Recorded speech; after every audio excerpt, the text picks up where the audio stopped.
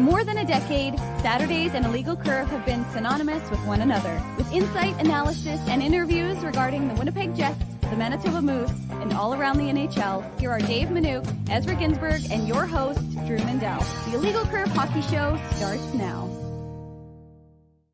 The intro says for more than a decade, and that is technically true. But as of next Saturday, it'll be more than 15 years. So that's something you can look forward to on next Saturday's edition of the Illegal Curve Hockey Show. And with that, I say good morning, Winnipeg. Good morning, Manitoba. And for all those joining us live this morning on our YouTube channel and all of our social media platforms, we say good morning, universe, and welcome to the Illegal Curve Hockey Show.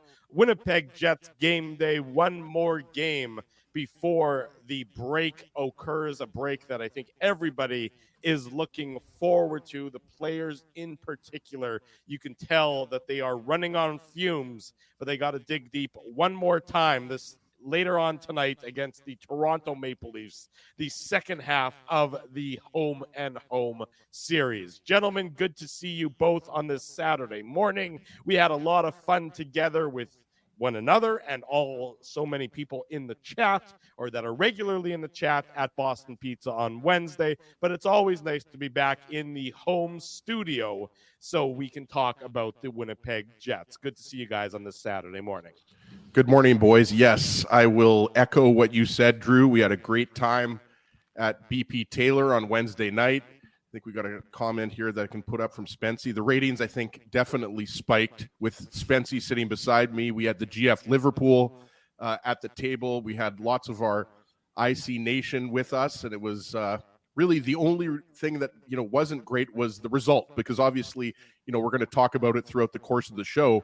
I mean, the Jets effectively shut down the Toronto Maple Leafs until the last minute of overtime, right? Like they killed off all 5 penalties. And they made players like Austin Matthews and Mitch Marner and Willie Nylander and all the usual, Leafs greats. They made them look pretty pedestrian. So I think, it was a very well-deserved point, Dave.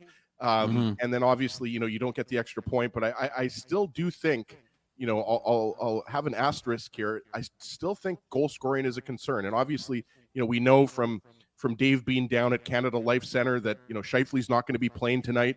Vilardi and Morrissey are going to be game time decisions. I think you boys would agree that, there's a better than 50% chance that at least Morrissey's going to play. And I'm kind of leaning towards myself that Vilardi's going to be in the lineup if you look at the line combinations from practice and everything like that. But, they're going to need other players to step up. And, I mean, Kyle Connor only has 1 goal in 4 games since he came back, and that was an empty netter, right? And again, I'm not just calling out Kyle Connor because there are other players like Nino Niederreiter and Alex Iafallo. Cole Perfetti hasn't scored in 6 games, and it's just 1 game. The Jets are still comfortably I think in second now in the Central because the Avalanche won last night, but the Jets have 3 games in hand, isn't it? Yeah. So I mean, but they still want to win this game. The Jets are on a bit of a slide, guys. They've lost 3 of their last 5, and we haven't said that in a long time. You're right, Ezzy. Look, and I think the team, really wants to end this part of the season. This, if you want, it's not the first half, but the first chunk of the season on a high note in front of their fans. On home ice where they've been very good this year. They've been very good everywhere this year, so it's not really much difference one way or another. But it's a Saturday night game. It is the Toronto Maple Leafs. They obviously played well on Wednesday and deserved a better result than, just getting the 1 point in overtime. But I do think it's important for the Jets, Dave, to sort of go out on a high note as much as they can, or, put forth a good enough effort, because really you got 10 days after this. So, this is a good sign. You've had a great first 46 games, make it a great 47 games, end that with 31 victories in your first 47 games. Go take your 10 days off, get off the ice, relax, everybody heal up as much as you possibly can. And then you really are into the stretch drive for the final 35 tonight. Yeah, there's no question about it. And look, it was a shocking result sitting inside Canada Life yesterday, watching the practice and seeing 3 players in essentially the scratch uniforms. We haven't seen that in light blue. And those were Dominic Toninato, David Gustafsson, and Axel Jonsson-Fjällby, because it indicated that the Jets were a healthy group. something we haven't seen. And as you mentioned, Mark Scheifele isn't going to play tonight, as Rick Bowness confirmed after practice. But it looked like, based on the line rushes, that Mark Scheifele was going to play. But then when it came time to start the power play, Mark Scheifele went to the bench, and he was obviously still somewhat hampered by whatever is bothering him. And so as a result, Mark Scheifele, and Rick Bowness had somewhat of an extended conversation. Rick Bowness said he didn't injure anything, but he could still feel it. And again, I think that's the prudent, and one of the words he used, move is to give Mark Scheifele that extra, as you just said, Drew, 10 days off. You don't need to do something that's going to, give him one game and then cost him a month or two. So this is absolutely the smart decision, because you need Mark Scheifele, as he said, you're missing your offense. And part of that is because of Mark Scheifele's absence, I think, because, I think he brings people in, right, with the way he plays. So there's no question about it that they made the right decision in terms of Scheifele. And as he's right, I mean, Gabriel Velarde and Josh Morrissey both spoke yesterday, usually an indication that a player is going to be available. And the only reason they're hedging their bets somewhat and not making it a guarantee is because he wants to see how they come in today. Now it's an optional morning skate, which gets underway in about 20 minutes. So we won't necessarily know anything. And Rick Bowness may remain in game time decision mode. So as I've already written in the pregame report, which will be out in about 20 minutes as well, the truth is that we may not know until warm up tonight what the configuration of the lineup is going to be. But ultimately, and that's a long-winded way of giving folks an update as to what's the lineup status for the Jets. But getting back to your original point, Drew, yeah, absolutely. This team I can't see how this team didn't feel good about their effort on Wednesday. Yeah. And Rick Bowness talked about the lack of offense, which, as just mentioned, and he said, listen, we gave up opportunities. He said there were opportunities that when they watched the video, even though we talked about the Jets having plenty of opportunities, he felt they gave up opportunities. They felt that they gave up chances that they could have created scoring opportunities in the game on Wednesday. And he's hoping, I suspect, based on the video that they've watched, that they will not give up those chances. And again, there were a lot of Winnipeggers in the crowd. You could hear the Go Jets, Go Leafs chant in Toronto. It'll be even more crazy because I suspect there'll be a lot of Toronto. It's going to be sold out. There's no question. There'll be a lot of fans in the building. There'll be a lot of Toronto fans. And while folks might not like that, it'll create a great atmosphere in the arena. And I think the players will feed off that. And as you said, they're going to want to go in on a high. And I think that you're going to see a very good effort. We saw a good effort on Wednesday, but I think you're going to see an even better one. And with Gabriel Velarde in the lineup and with Josh Morrissey in for the full lineup, full game, I think it'll be a much different game than we saw on Wednesday. I do sort of feel bad for Mark Scheifele because we know that, he's an Ontario guy and I'd say Ontario kid, but he's not a kid anymore.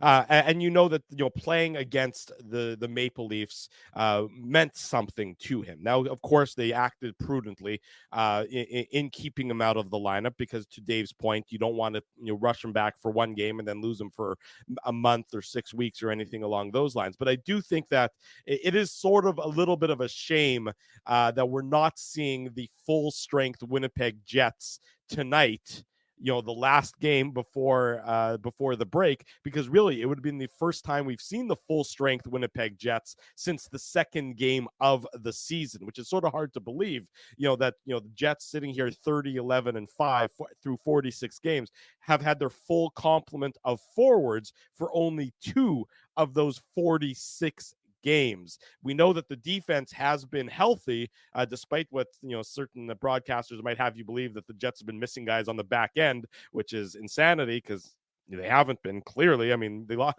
Morrissey for the half game, or 3/4 of the game on Wednesday night. But it is sort of a shame. But at the same time, it's tantalizing that, assuming everybody gets out of tonight's game healthy, and and assuming that Scheifele is feeling good about himself, when they head back to the practice rink, basically 8 days from now, before they head out to Pittsburgh on that Tuesday game, that you're going to finally see a full strength, full complement Winnipeg Jets forward. So that's why I would only temper the comments about the offense and maybe the lack thereof just a little bit, because we really haven't seen the full strength Jets since the beginning of October, Ezzy. The only fair enough, Drew. The only problem I have with that argument is when Kyle Connor was out of the lineup, the Jets were 12-2-2, right? And so you're not here, and I'm not taking away from what you're saying. I'm actually agreeing with you, Drew. And what I mean by that is Mark Scheifele's importance to this lineup, I think, has really been illustrated these last 5 games. The Jets have 7 goals in the last 5 games. Mm-hmm. So you can't say it's just a one-off against Toronto. Yes, I mean, guys, we talked about it, right? Like the Adam Lowry, Morgan Barron 2-on-0. Did anybody think that Ilya Samsonov was going to stop that? I sure didn't. And then he makes that incredible pad save on Barron on the rebound. I mean, the Jets just couldn't buy a goal. Samsonov was a 10 out of 10, A+. Like, he deserved that shutout. And Laurent Brossoit was also, I thought, an A+ in that game. And he obviously only lets 1 goal with, 45 seconds left or whatever. But you're right, though, Drew, about Scheifele not being able to play against the Leafs. And you can say that, that we're, overstating that. These guys, the Ontario boys, love playing against the Leafs. They love playing against the Senators. Dave talked about it, not just Scheifele, but a guy like Dylan DeMello or Gabe Vilardi. You don't think that gives Gabe Vilardi a little extra incentive to want to play tonight against the Leafs? Yeah. Leafs, same thing goes with a guy like Matty Perreault. Remember Matty Perreault when he was a Jet? He would talk about how special it was to go back to Montreal and play against the Canadiens. Right. Not sure if you guys saw the ovation Patrick Waugh got. I mean, that's incredible stuff, right? So it matters to these guys, but I look at Kyle Connor, and again, he's having a great season, and obviously he missed whatever it was, 15, 16 games, 6 weeks or 5.5 weeks. But, he hasn't, to me, looked like his old self. Like, he had some scoring chances against the Leafs, Dave. And guys, by the way, I could easily see the Jets popping in 5 goals tonight. I mean, I'm not that worried about it. All I'm saying is, I think you have to be a little bit worried about it when you're shut out by the Flyers, you're shut out by the Leafs. You only scored 2 goals on the Chicago Blackhawks, right? So, I mean, yes, they missed Scheifele, and he's going to be healthy. I think Drew, you mentioned the game against Pittsburgh. I think most of us assume that he's going to be back by then. I think it would be pretty surprising if Scheifele isn't back after the All-Star break, right? So I don't think anybody's arguing with keeping him out for tonight's game. Like, if he's not 100%, Dave, you don't play him. If this was a playoff game, he'd be playing.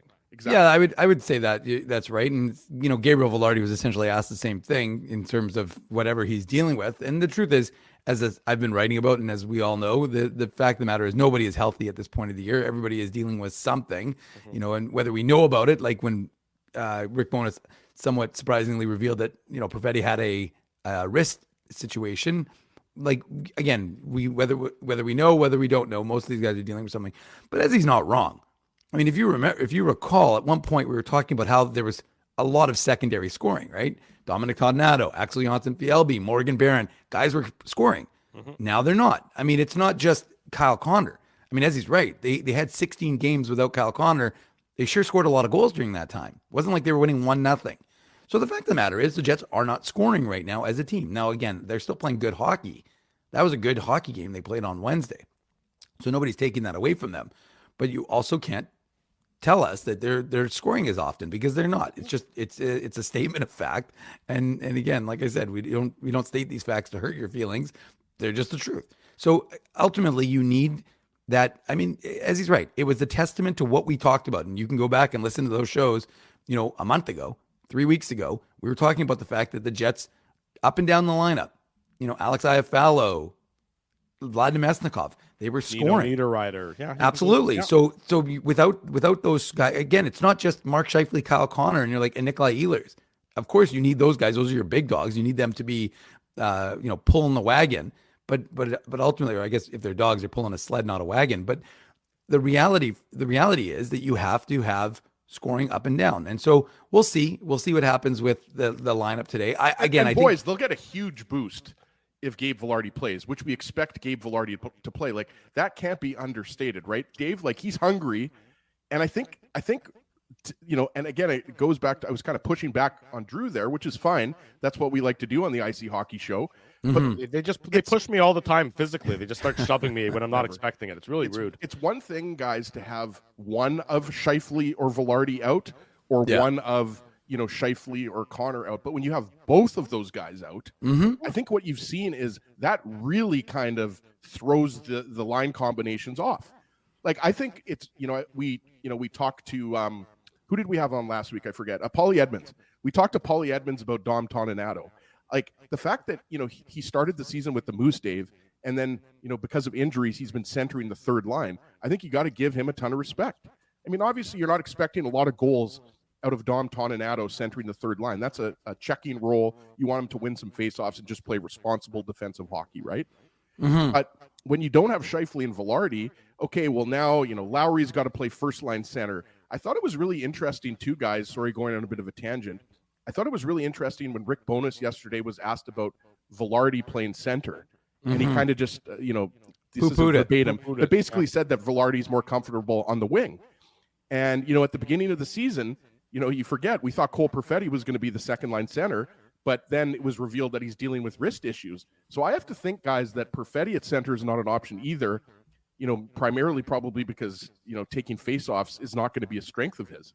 No, I think, Ezzy, Drew, I'll just quickly, I think ultimately today, I think we still see Lowry up at the top, Nemesnikov, Toninato, and Kupari in some configuration there, because that would be my guess is what they're going to do with the center depth. So again, it's kind of illustrating to me that the Jets need to address that issue. I think they still, again, we like Vlad Nemesnikov, but I mean, you like Vlad Nemesnikov pushed down a little bit.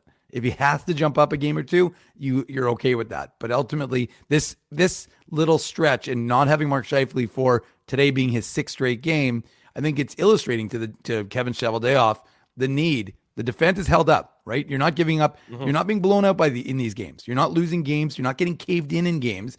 But your scoring is dried up, and I think it's another indication. And obviously, we're not going to spend too much time doing trade deadline stuff, but I think it is another indication that you really do need that 2C in this lineup to help offset things. And if you have an injury, that's impactful. But if not, again, it's all about depth, right? Scheifele, question mark, Lowry, Nemesnikov. That's a 4C configuration in theory, based on whoever that 2C is going to be. That's going to make you a much deeper team.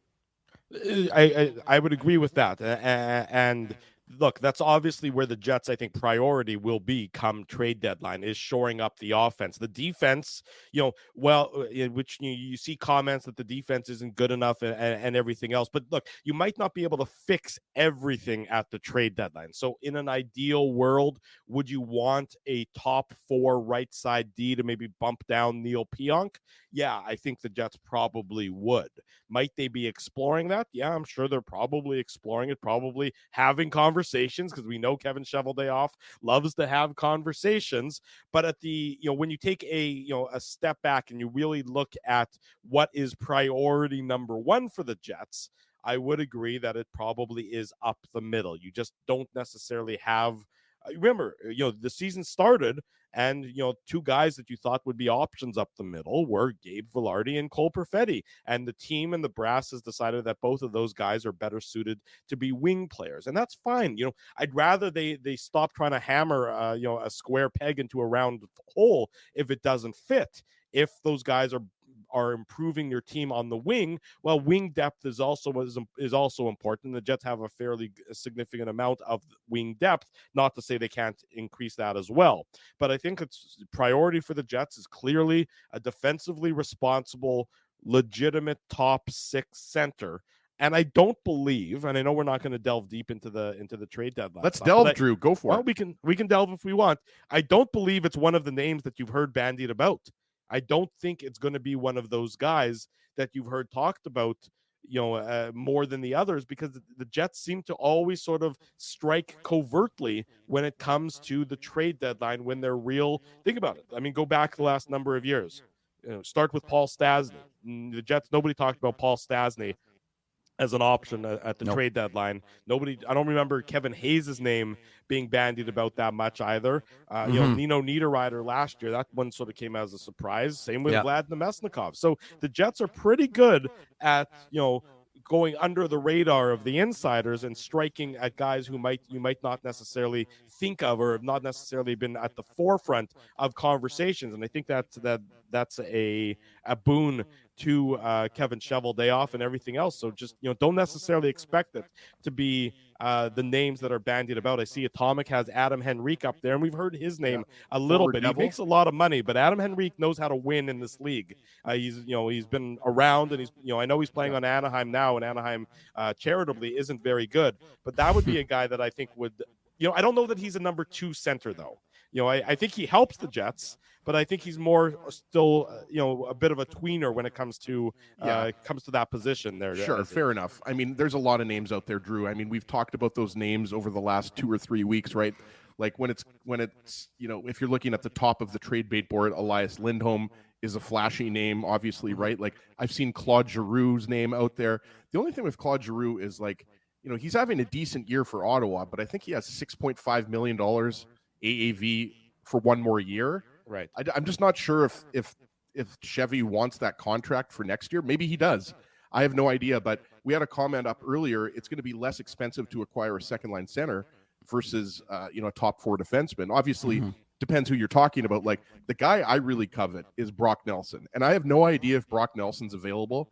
But Brock Nelson, to me, Dave, has just been consistent year after year after year. Like he's a guy that you can just pencil in for 55 to 70 points. Good face-off guy, reliable defensively, but I don't know if Lou Lamoriello. Well, first of all, the Islanders are in a playoff race. Yeah, like they're not in a wild card spot right now. They're chasing Toronto, and they're 5 points. They're 4 points back, so it's an uphill battle for them. No, but I'm just saying you can't say they're out of it at this point. Like you just can't. Maybe a month from now, Drew, you can. But I'm just saying, Brock Nelson from War Road, obviously, near the American-Canadian border. You can't discount the Minnesota connection, right?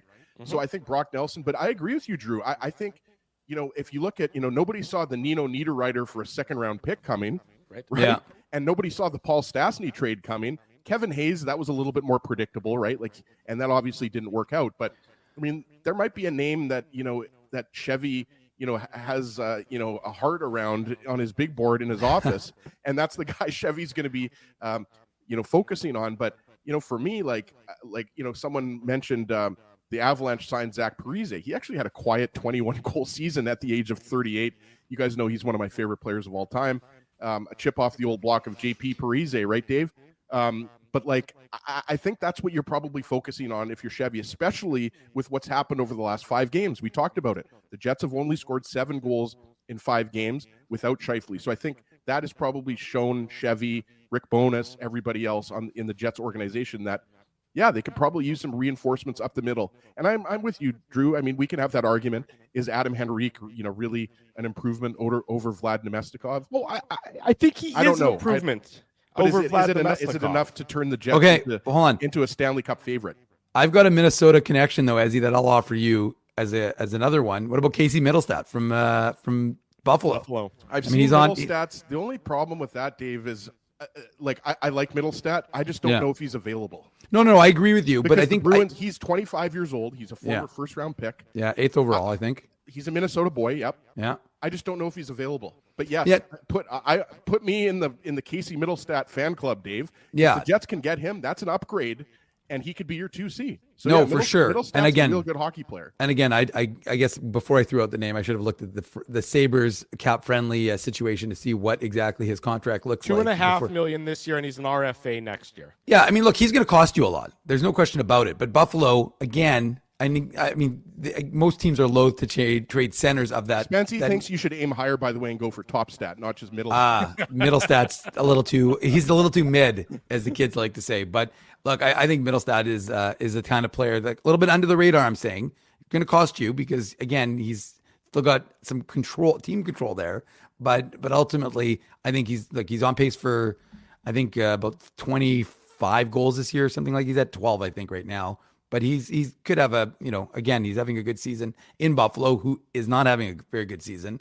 So he's more of, I'm just trying to say an under the radar type of center that could fit in this group. And again, remember this, as you highlighted that comment, Ezzy, you're not just trying to win for this year. This group is clearly in the win for the next few years. And I think they don't have, look, even though they're training Brad Lambert to be a center, I'm not suspecting that Brad Lambert's going to come up and be the 2C next year. And if that's the plan, fine, that's the plan.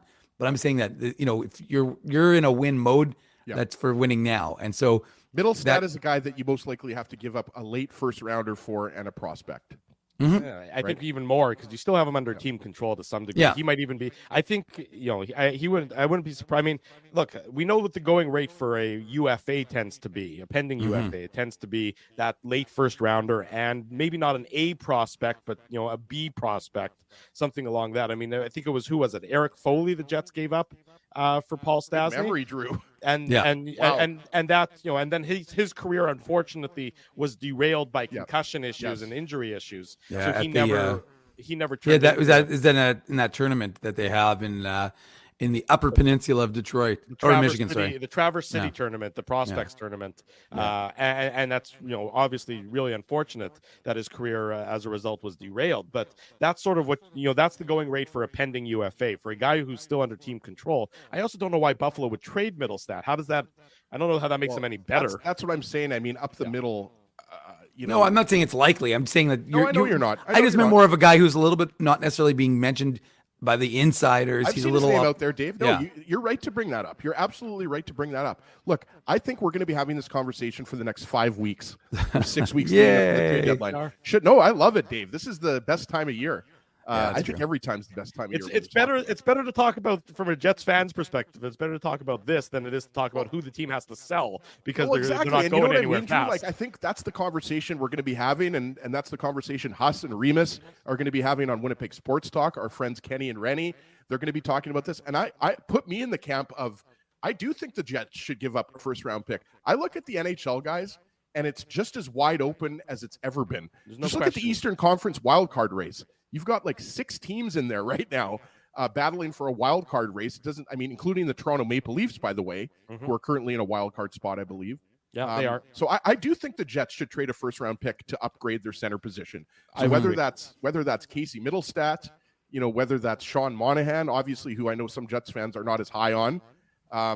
But I do think that, the Jets should give up a first-round pick if it significantly, makes them better at the 2C spot. The other name I would mention, and just a bit of throwaway because we have to go to break because Christian Amell from CJOB is going to join us. Nick Schmaltz out of Arizona. The Coyotes have fallen out of the race. Yep. Schmaltz still has a couple years left on his He's on the contract. All Delhi team, Drew. Yes, the all Delhi team, the all fat team, if you will. $5.85 million. I mean, he's a Wisconsin kid, so him and Mason Appleton would have something to talk about. But there's another name that has sort of been slightly talked about. There's obviously you get some team control there. You got a contract. He's got a modified no trade clause, but you do wonder if Arizona continues to fall off. Or I guess the Utah Coyotes, if they begin to fall off, what happens with Nick Schmaltz potentially? Yeah, I think it's a good point. Schmaltz is a good player, obviously played at UND. We know there's a connection between the Jets organization and UND just being so close. Yeah. And also, boys, you forget, I won the big Nick Schmaltz signed jersey at the Rady dinner last year for $200. So I can wear that if they acquire Nick Again, Schmaltz. How about that? won, meaning he paid for. That's the what won is what Ezzy meant Well, it there. was So an there you go, auction. Ezzy. I won it. It's true. You did win it by paying for it. And Come on, Drew. I don't win a lot, okay? I mean, It's true. You take the win. to Take take a what I W can where get. you take a W where you can, Ezzy. Take a W where you can. Christian Amell from CJOB is up next. We'll have the latest on morning skate from the downtown arena. Much more to come. This is the Illegal Curve Hockey Show. We're all about the Jets and the Leafs on this Saturday morning. Welcome back. Saturday morning, the Illegal Curve Hockey Show. Drew Mandel, Dave Minuk, Ezra Ginsburg with you.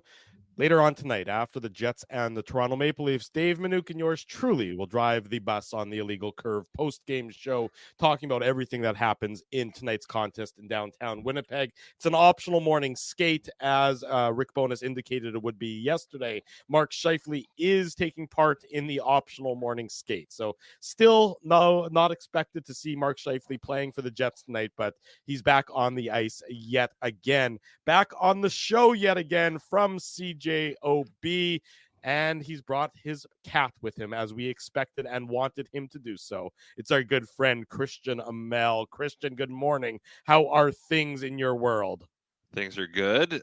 Sully's here with me because he's not allowed to sleep with us, so he gets his cuddles in once I get up. He's very clingy right now, and he's hopefully going to just chill here for a while.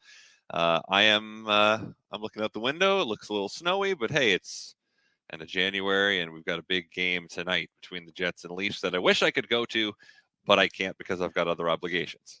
Christian, I don't impressed. know what I like. Sorry, Drew. I don't know what I like better. I don't know if I like that you're doing your best Dr. Evil impersonation with the cat right now, or that Manitoba hoodie, because I love both of them. Well, I'm glad I can tick both boxes for you, Ezra. I'm impressed as a pet owner myself that you have the diligence and the strength of your convictions to keep Sully from sleeping with you at night. Well, when I lived by myself, he did. But Okay. now that I moved in with somebody that has several dogs, this is their house, right? Okay. So Sully does not get to sleep with the several dogs. It took a long time for him to even get used to the dogs. It took over a year. So he at first didn't love it. And some nights he does wake me up in the night, but he's gotten used to it. He's a good boy during the night. It's during the day that he becomes a little bit difficult sometimes. Do the dogs get to sleep on the bed? One of them does. One of them tries to sometimes and then gets kicked off. And two of them there's 3 dogs. 2 of them have their own bed, and then there's a tiny little dachshund that runs the show. She gets to sleep in the bed, and for someone who takes up this much space, she ruins my life sometimes at night. It's great. Christian, all I know is I watched that Netflix documentary, and I'm not sure if you've seen that one, but I know enough about cats to know that you don't F with cats. Yes, I have not seen it, but I already knew that because I got my own that taught me all I need to know. There you go. Moving away from the barnyard, we go to the, I guess, the human barnyard. That is the downtown arena, as the Jets and the Leafs will do battle later on tonight. You know, Christian, we sort of spent the first 30 minutes or so of the show talking about the Jets offense and really the lack thereof over the last number of games, which has coincided with Mark Scheifele, of course, being out of the Jets lineup.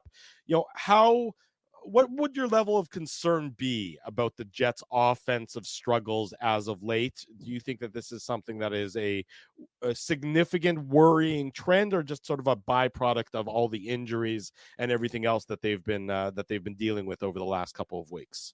Part of me wants to be concerned, but you almost can't be until everybody's back. I think what we've been reinforced with is that when the top line isn't there, it's going to be hard to score. I think that's probably true for a lot of teams in the NHL, though. And so you look at what this team will look like with Scheifele, Velarde, and Morrissey on it. Yeah, it's better. But you go back to, and over the course of 6 games, back to even when Scheifele was still out there, that game against Chicago, they scored 2 goals, and it took them almost the whole game to do it. And then Philadelphia, they didn't score. Islanders, yeah, they got 4. Now the injuries start happening. They get 2 in Ottawa, barely. They get 1 in Boston. They get none in Toronto. 9 goals in 6 games, and 4 of them were against the Islanders. So, and they just fired their coach right after that. So the cat's back. He's trying to get out of the room. One moment, I'm going to let him out of the room here because he's trapped in here. Go, get. You want to go? There you go. We do the same with Ezzy, by the way. That's also how we get rid of Ezzy. Oh, the door's closing. Yeah, there you go. I think you should be ready to be worried. And I think it's fair to wonder, okay, are we going to have to win every game 2-1 forever? Because that's a little bit tense if you're a Jets fan. They've done it a lot this year for sure. But this team's strength is their defense. It has been the whole year, save for those first few games where there were goals galore. But when this team is dialed in, it's winning 3-1. So goals aren't necessarily their strength. I think it's to look ahead to the second half of the part after the All-Star break.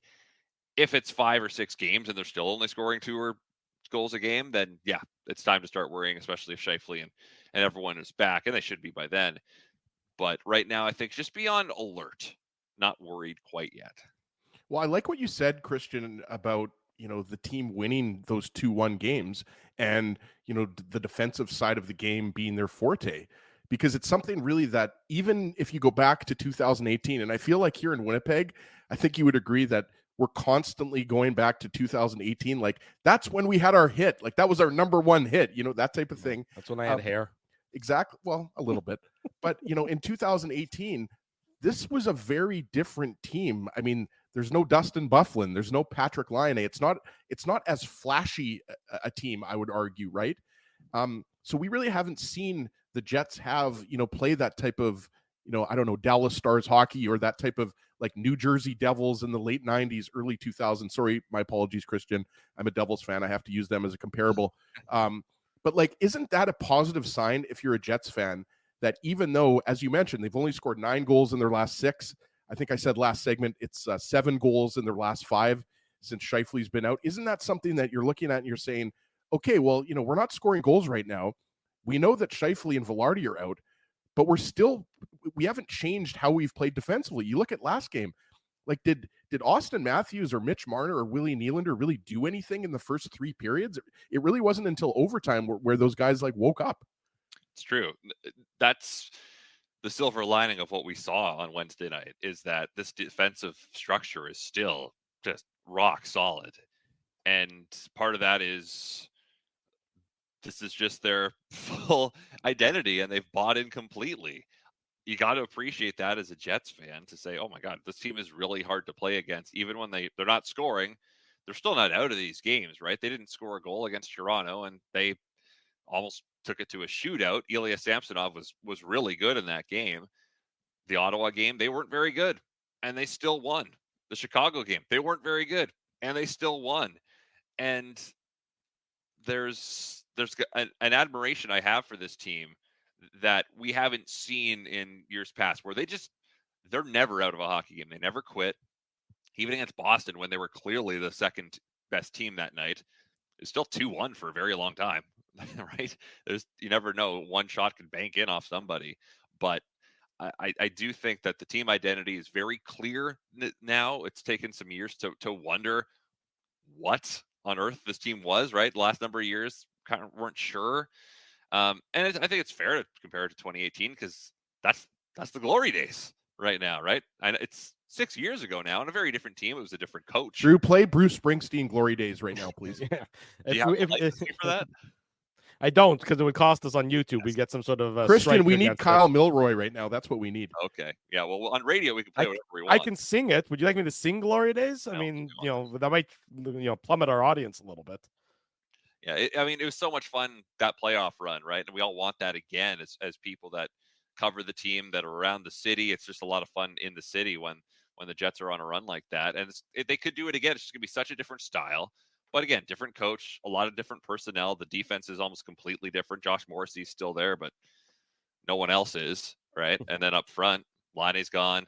Ehlers is older. Wheeler's gone. The bottom 6 is basically Lowry, and everyone else is different. So there are some holdovers, but the main guys are mostly different. And so you got Scheifele and Connor and Morrissey and Lowry and Ehlers that can look back and remember that, but it almost has no bearing on what we have going this year, does it?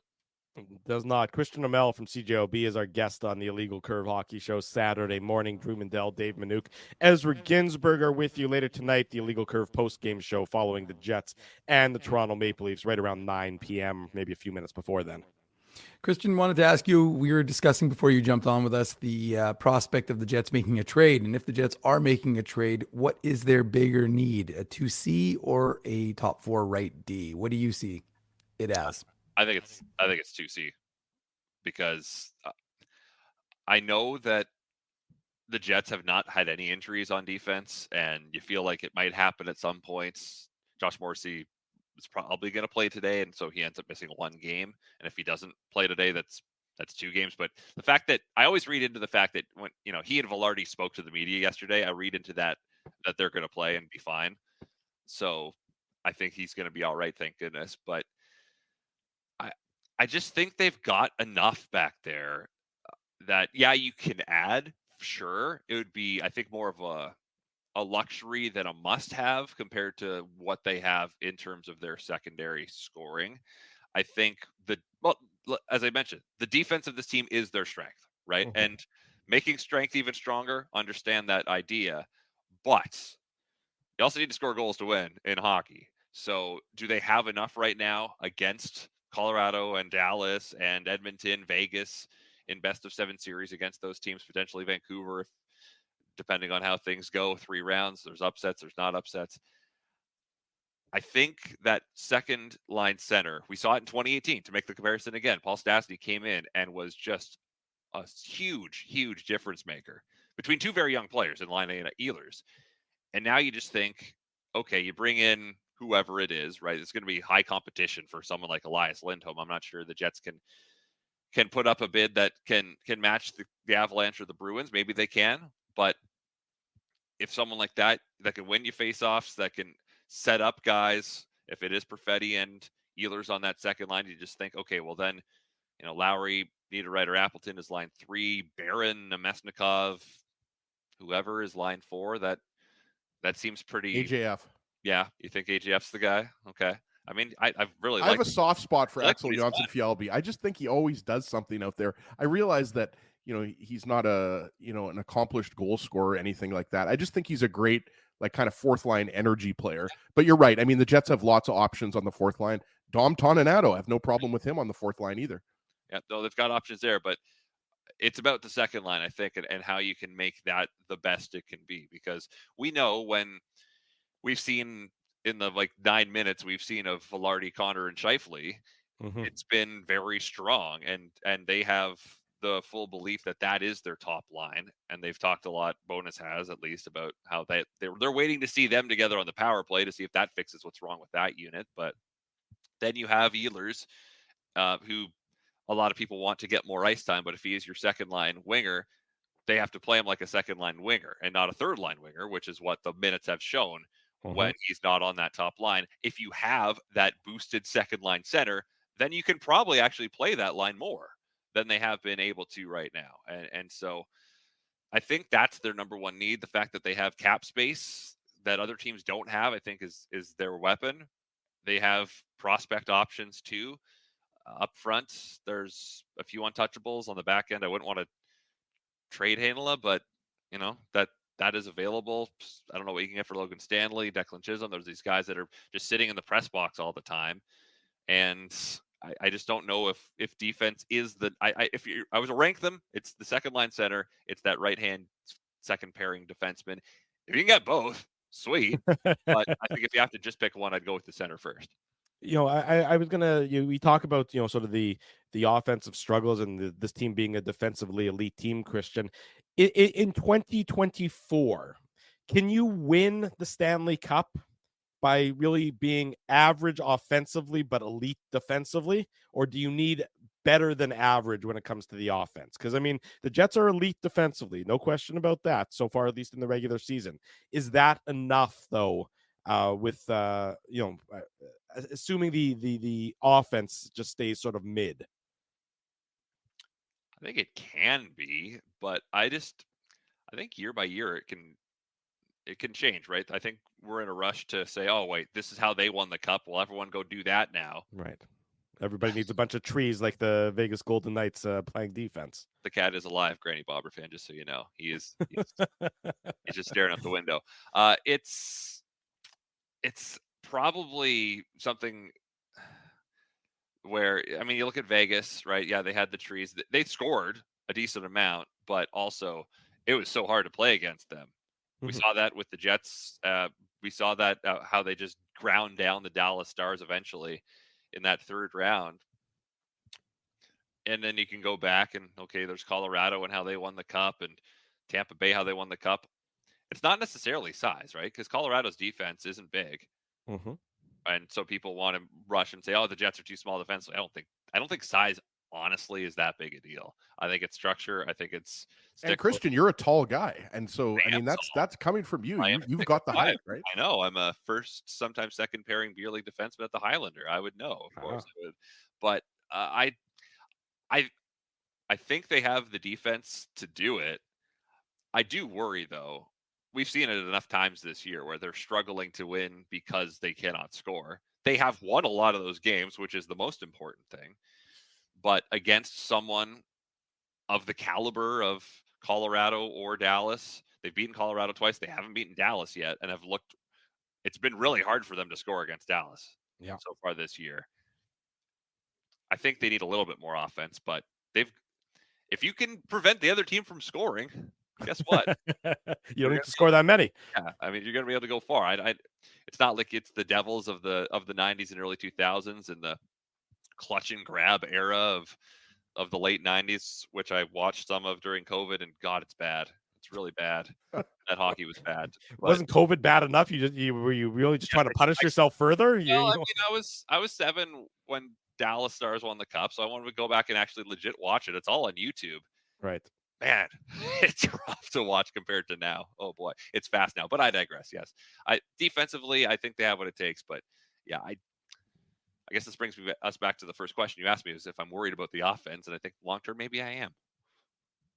Yeah, and I think you make a good point, and really, I think what you said earlier about 2C. I mean, that's why I think to Drew's question, I mean, that's why I think most of us agree that the Jets need an upgrade at 2C to get a little bit more offense. Like, I think Vlad Nemesnikov, I think most of us would agree, yeah, he's in a bit of a goal-scoring slump right now, but he's been great in terms of, what the Jets paid to acquire him and the fact that he can really play on any single line. Like, you could put him as the first-line center, and that's why he's right now between Ehlers and Perfetti, right? So I agree with you. I think once Scheifele's back, once Velarde's back, once the Jets are fully healthy, I don't think we're going to be talking about this. And, I don't think Drew necessarily, you can't win the Stanley Cup scoring 1 or 2 goals every game. I mean, like you said, this isn't 20 years ago. And Christian, I wanted to ask you about Rick Bowness, because I thought there was a really good article written by Paul Friesen about Rick Bowness and what he said last year after the Jets were defeated by the Golden Knights in 5 games. And we all remember that. And we all remember, players like Kyle Connor and Blake Wheeler coming out and speaking to the media. And they were, let's be honest, they were not happy. I mean, that's putting it, I think Charitable. Gently. Yeah. They were unhappy. But I guess my question is, like, is that not an indication that message was received and that Rick Bowness really does have his grip on this team? Because we've seen the results. We're 45 plus games into the season. Jets are one of the best, if not the best, defensive teams in the league. And, they're competing for a President's Trophy, let alone, first in the Central. So obviously, Rick Bowness, what he said, that got through to the players, and they came back after the summer with kind of a renewed vigor, for the upcoming regular season. And he got through to the players that are still here, right? Rick Bowness has kind of been doing the media tour lately. I heard him on 32 Thoughts. He was on Ray and Dregs as well. And I listened to both of those yesterday. It's like, oh, they both got Bowness. Okay. But I thought, because we hear him all the time, and is there anything I'm going to learn from hearing him on these shows? But he really made it clear the fact that players stuck around, Scheifele and Connor, Hellebuck signing those contracts, the Dubois trade, the haul from the Dubois trade, I think really set in stone the camaraderie in the locker room of guys wanting to be here. And you wonder really how much of an impact it was that, Dubois talked about not wanting to sign long-term and was kind of taking nights off. Can we say that down the stretch last year? I mean, we're seeing it in Los Angeles right now. He's taking a season off in LA so far. Yeah, they're an absolute mess right now. And then Yeah. Blake Wheeler too, right? His leadership in the locker room was a very different style. And he's gone now. And you wonder how that impacts the buy-in of this team, because it's clear they have bought all the way in on Rick Bowness's structure. It has taken some time, right? One full season of it wasn't enough. And Dubois and Wheeler are gone. And now you bring in full season of Niederreiter and Nemesnikov, who seem tailor-made for a bonus system. Hence, Nemesnikov has been in it before. You've got Velarde and Iafallo coming in, 2 guys with really well-rounded metrics defensively. And that just completely changes. That's 4 forwards. That's a quarter of your forward core that is just better defensively than you had before, especially with Dubois and Wheeler, whose defensive numbers weren't great. I think Dubois' two-way game was not really what I think sometimes his reputation was. Right. And so I think that's a huge part of what we've seen this year. And just more time to get used to it, for sure. We saw at the start of the season, it was rough, and then something clicked. And since November, they just aren't giving up goals. I really do believe that the change in personnel meant a lot, and I think getting the re-signing of Hellebuck and Scheifele really really cemented it here for Bonus to be like, all right, we've got this group now, and they're all pulling on the same rope, and Bonus has done a really good job in making that happen this year. Christian, we've been focused on the special teams for quite a number of weeks, months, whatever it's been, because they haven't been very good. The Jets have been, in the bottom third of the league in both power play and penalty kill. The penalty kill now, we're seeing it. It's improved significantly. And I think it's probably very important, obviously. And it just kind of fits with the Jets' idea of defensive structure, right? They've improved. I think they're 20th right now overall. At one point, I think they were 27th in the NHL. We know how hard it is when you've gone basically a third or a half of the season and your numbers are in the tank to get them back to respectability.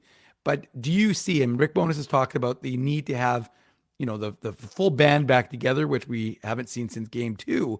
But do you think the power play, when they do, because the one thing I'm curious to know, and I guess we could ask Rick Bowness this question, are you happy with the structure? And he's not going to malign his personnel and say, well, they're not up to the task.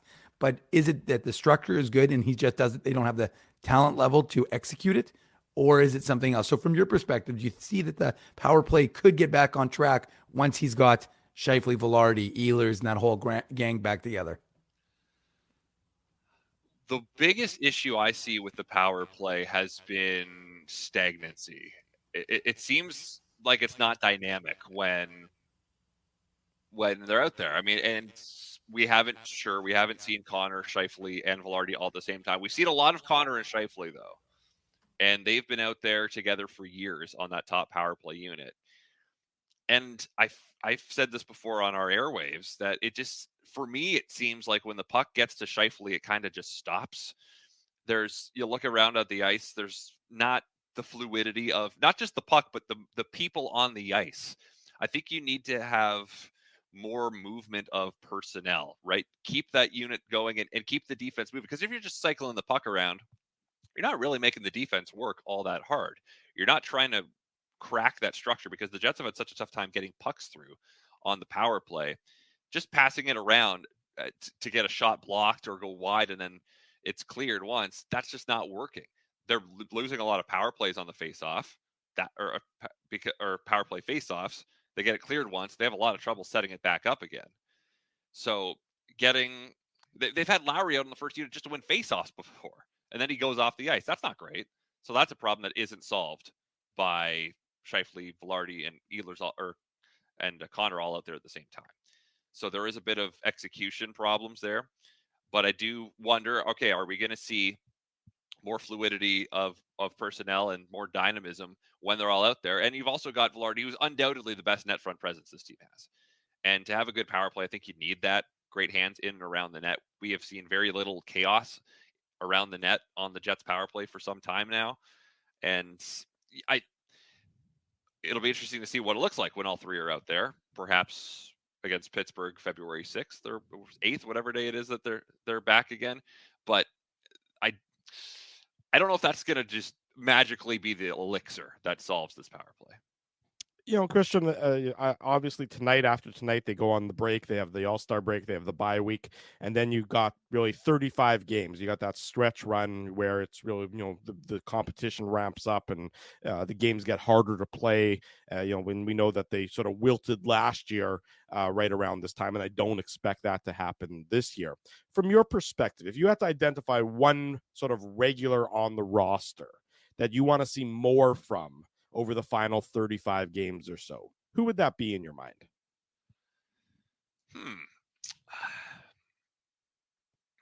It's a tough one. I want to see just players healthy, first of all, right? I really do want to see what it looks like when Scheifele, Connor, and Velarde are out there, because we just haven't seen that since second game of the year. Yeah, like they just haven't played together. So in terms of wanting more, I mean, those players have all done a lot when they're out there. Ehlers has done a lot already. Perfetti, he's going to have streaks. He's so young, right? He's still fresh in this league. And so he had that big goal scoring streak earlier in the season. He's gone a little cold now, but part of that too is who he's playing with, right? He's playing on a line that just isn't trusted because they don't have as much options with everybody injured. And then you look at that Lowry line and think, all right, it would be great if Lowry, Niederreiter, and Appleton could score more. But these aren't guys that tradition other than Niederreiter, Lowry and Appleton don't score a lot. They never really have scored a whole lot. Lowry had that binge last year at the end, but ultimately these are not guys you have out there to score. So I'm if they're playing good defensive hockey, I'm not sure you need more from them. I guess I don't really have a good answer for you because the defensemen are doing their job so well. It'd be great if they could score, but that's not really their MO either, other than Morrissey, right? So one guy I would throw out there. Sorry, I know this question wasn't directed at me. I mean, I think one guy who's underwhelmed me, in the, let's say, the second half of the first half of the season is Alex Iafallo. I think we've seen, the best of Alex Iafallo, and we've seen, not the best of Alex Iafallo. Invisible Iafallo. Well, he hasn't scored a goal in 10 games, right? So that's significant. And again, I don't think Iafallo is not a guy that I think, you're expecting to be, in your top 5 point producers. He's a great defensive forward. I agree with you, Christian, but that's just for me. I'm not saying that, that would be a guy for you, Christian, but I mean, I've seen Iafallo's play dip over the last, not just the last 10 games. It's not just about goal scoring, but I'd say the last 15 to 20 games, as opposed to the first, 25 or 26 games. I think, at times, Iafallo is not that noticeable on the ice. When he's the most effective, he plays a little bit of an agitating role, right? Like he can play on the penalty kill. He's obviously getting power play time, but I don't, he's a guy that I would point to in the forward group that, I think needs to offer a little bit more here. But again, I think he's been a great addition to the Jets roster, and, he's well liked in the dressing room. He obviously loves playing here, but, that would be one guy that stands out to me. I guess it says a lot about Iafallo that when I was going through forwards in my head, I forgot about him. So I guess he just didn't make an impression on me. It's tough, I'm sure, for him when he gets moved around a lot, and he's got the versatility where you can be moved around a lot. And also Rick Bowness doesn't want to touch the Lowry line. I know Lowry got moved up briefly with the Scheifele injury, but that wasn't going to work because he's not a top line center. So yeah, Iafallo could be somebody because if he is, I think when I was laying out the lines earlier, when you get a 2C, I didn't say Iafallo's name. So Barron, Nemestikov, Iafallo, is that your fourth line? Because that's, say his name, Christian Berg. Heisenberg. Say his name. Yeah, that's a nice fourth line. So yeah, I think you could ask for a little more out of Iafallo, but what is his role right now? He's been jostled around so much with all the injuries, and so the cork that's in the conversation right now is the injuries, and they are short term. So we know soon we'll get the full breadth of what this team can look like up front, assuming no one else gets hurt. And then we can say for sure what this team needs. And part of that could be more from Alex Iafallo. One more game without the full complement, then the break, and then the expectation, of course, they'll be back at full strength when they head out to Pittsburgh on that Tuesday. Christian Amell is with CJOB Radio. The call of the game, or the radio call, will be on CJOB, and of course, Power 97 later on this afternoon. Christian, thank you so much for joining us. Always appreciate your time. Big thank you to Sully was great on the show, I thought, this morning. Sully as well.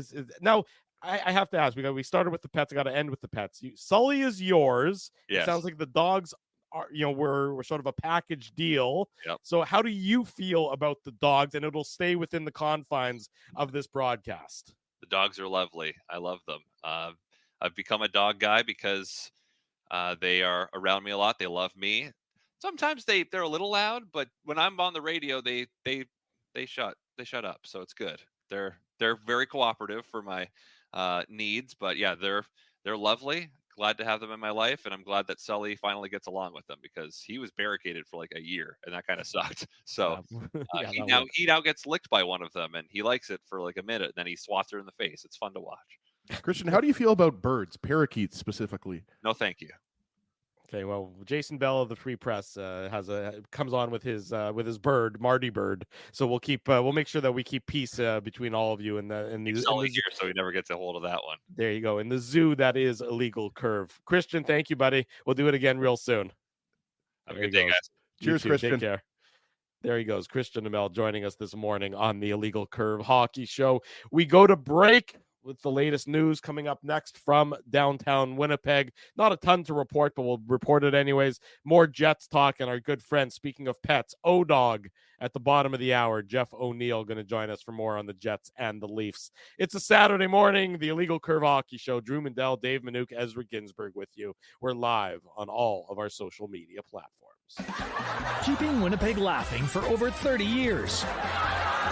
Rumors, Canada's longest-running comedy club, bringing you the biggest laughs from the best comedians on the planet. Jerry Seinfeld, Chris Rock, Jon Stewart, Dennis Miller, Brad Garrett, the greats, and all the up-and-comers too. When was the last time you laughed out loud? Make it a great night out with friends, or book your office or birthday party. Even a fundraising event at Rumors. Get all the details and dates on upcoming shows at rumorscomedyclub.com. Whoa, Ezzy, everything okay? You look stressed. Of course I'm stressed. We're moving, the house is upside down, the kids failed miserably at packing the fine china, and my life is in chaos. Chaos! Yes, that does sound like a problem. What am I going to do? Ezzy, relax. Rolly's Transfer Moving and Storage is the answer. With 60 years of experience in moving Manitobans and a track record of exemplary customer service, one call to Rolly's and your stress is gone. No job is too big or too small. Just visit Rollies.com and they will take it from there. Thanks, Dave, and thank you, Rollies Transfer Moving and Storage, online at Rollies.com. Hey, Drew. Ezzy, whoa, what a smile! Yeah, I got my crowns done at Linden Market Dental Center, and they whiten my teeth. I see. They're so bright that every time I smile, they go... We have hockey tonight. Do you have a mouth guard to protect those pearly whites? I sure do.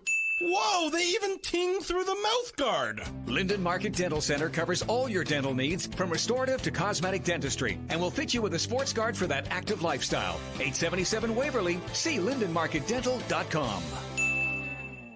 This January at Boston Pizza, every day is Pasta Tuesday. That means BP's famous pastas start at just $11.99 every single day. Create your own or go gourmet for just a few bucks more. Come on in for Pasta Tuesday pricing any day. Only this January at Boston Pizza.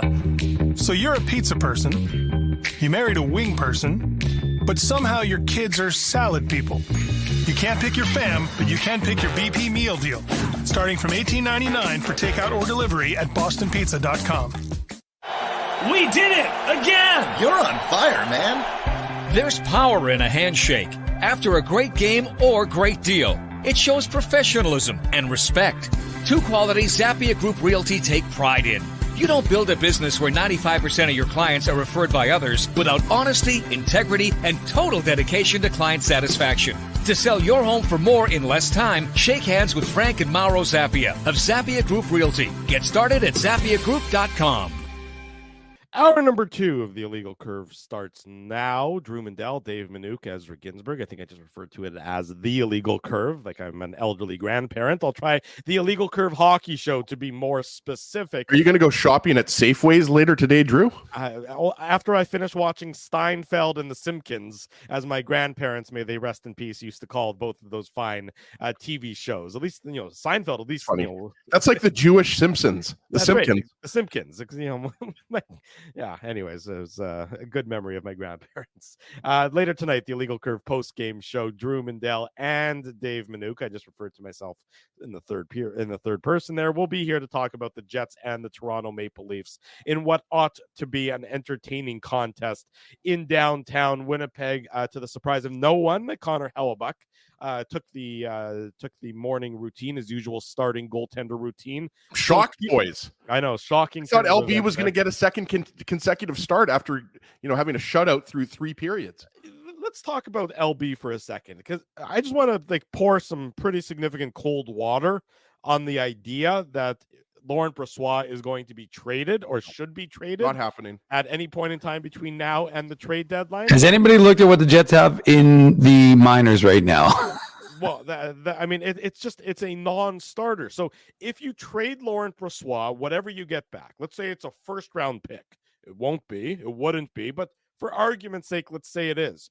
All you're doing is helping a team that you're likely, having designs on playing at some point in the playoffs. Why would you trade from a position of strength and then make yourself weaker. And all due respect to Oskari Salmon and Colin Delia, I mean, there isn't somebody coming up from the Moose. I mean, Thomas Milic is not going to be a backup goaltender this year in the NHL, Dave.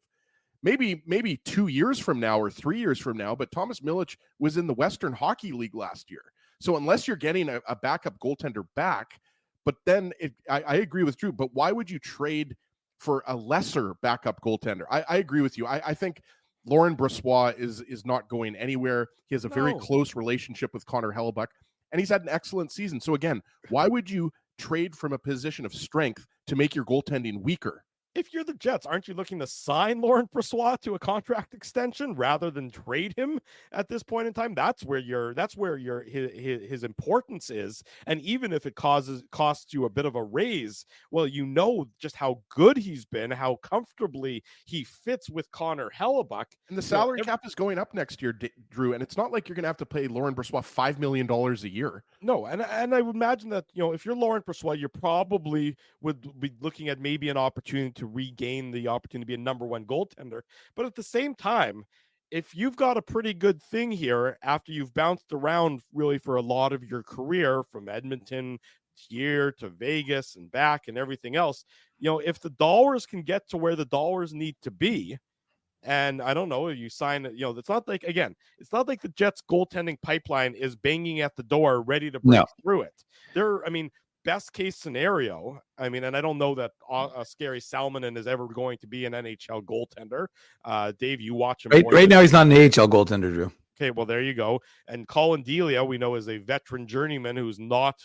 He was in the NHL last year. Right, but he's not going to be he's sort of like a David Riddick type when it came to the backup goaltending position for the Jets. The truth is, he's a guy who jumps in if you need him for one game to back up or 2 games. You're not putting him in with any degree of certainty. And again, I think we need to be, I know I understand what you're doing, but like it's also, I think we need to focus on reality. I don't think that just because some person who doesn't watch the Jets made a mention of this on a TV network, somehow it has some sort of legitimacy.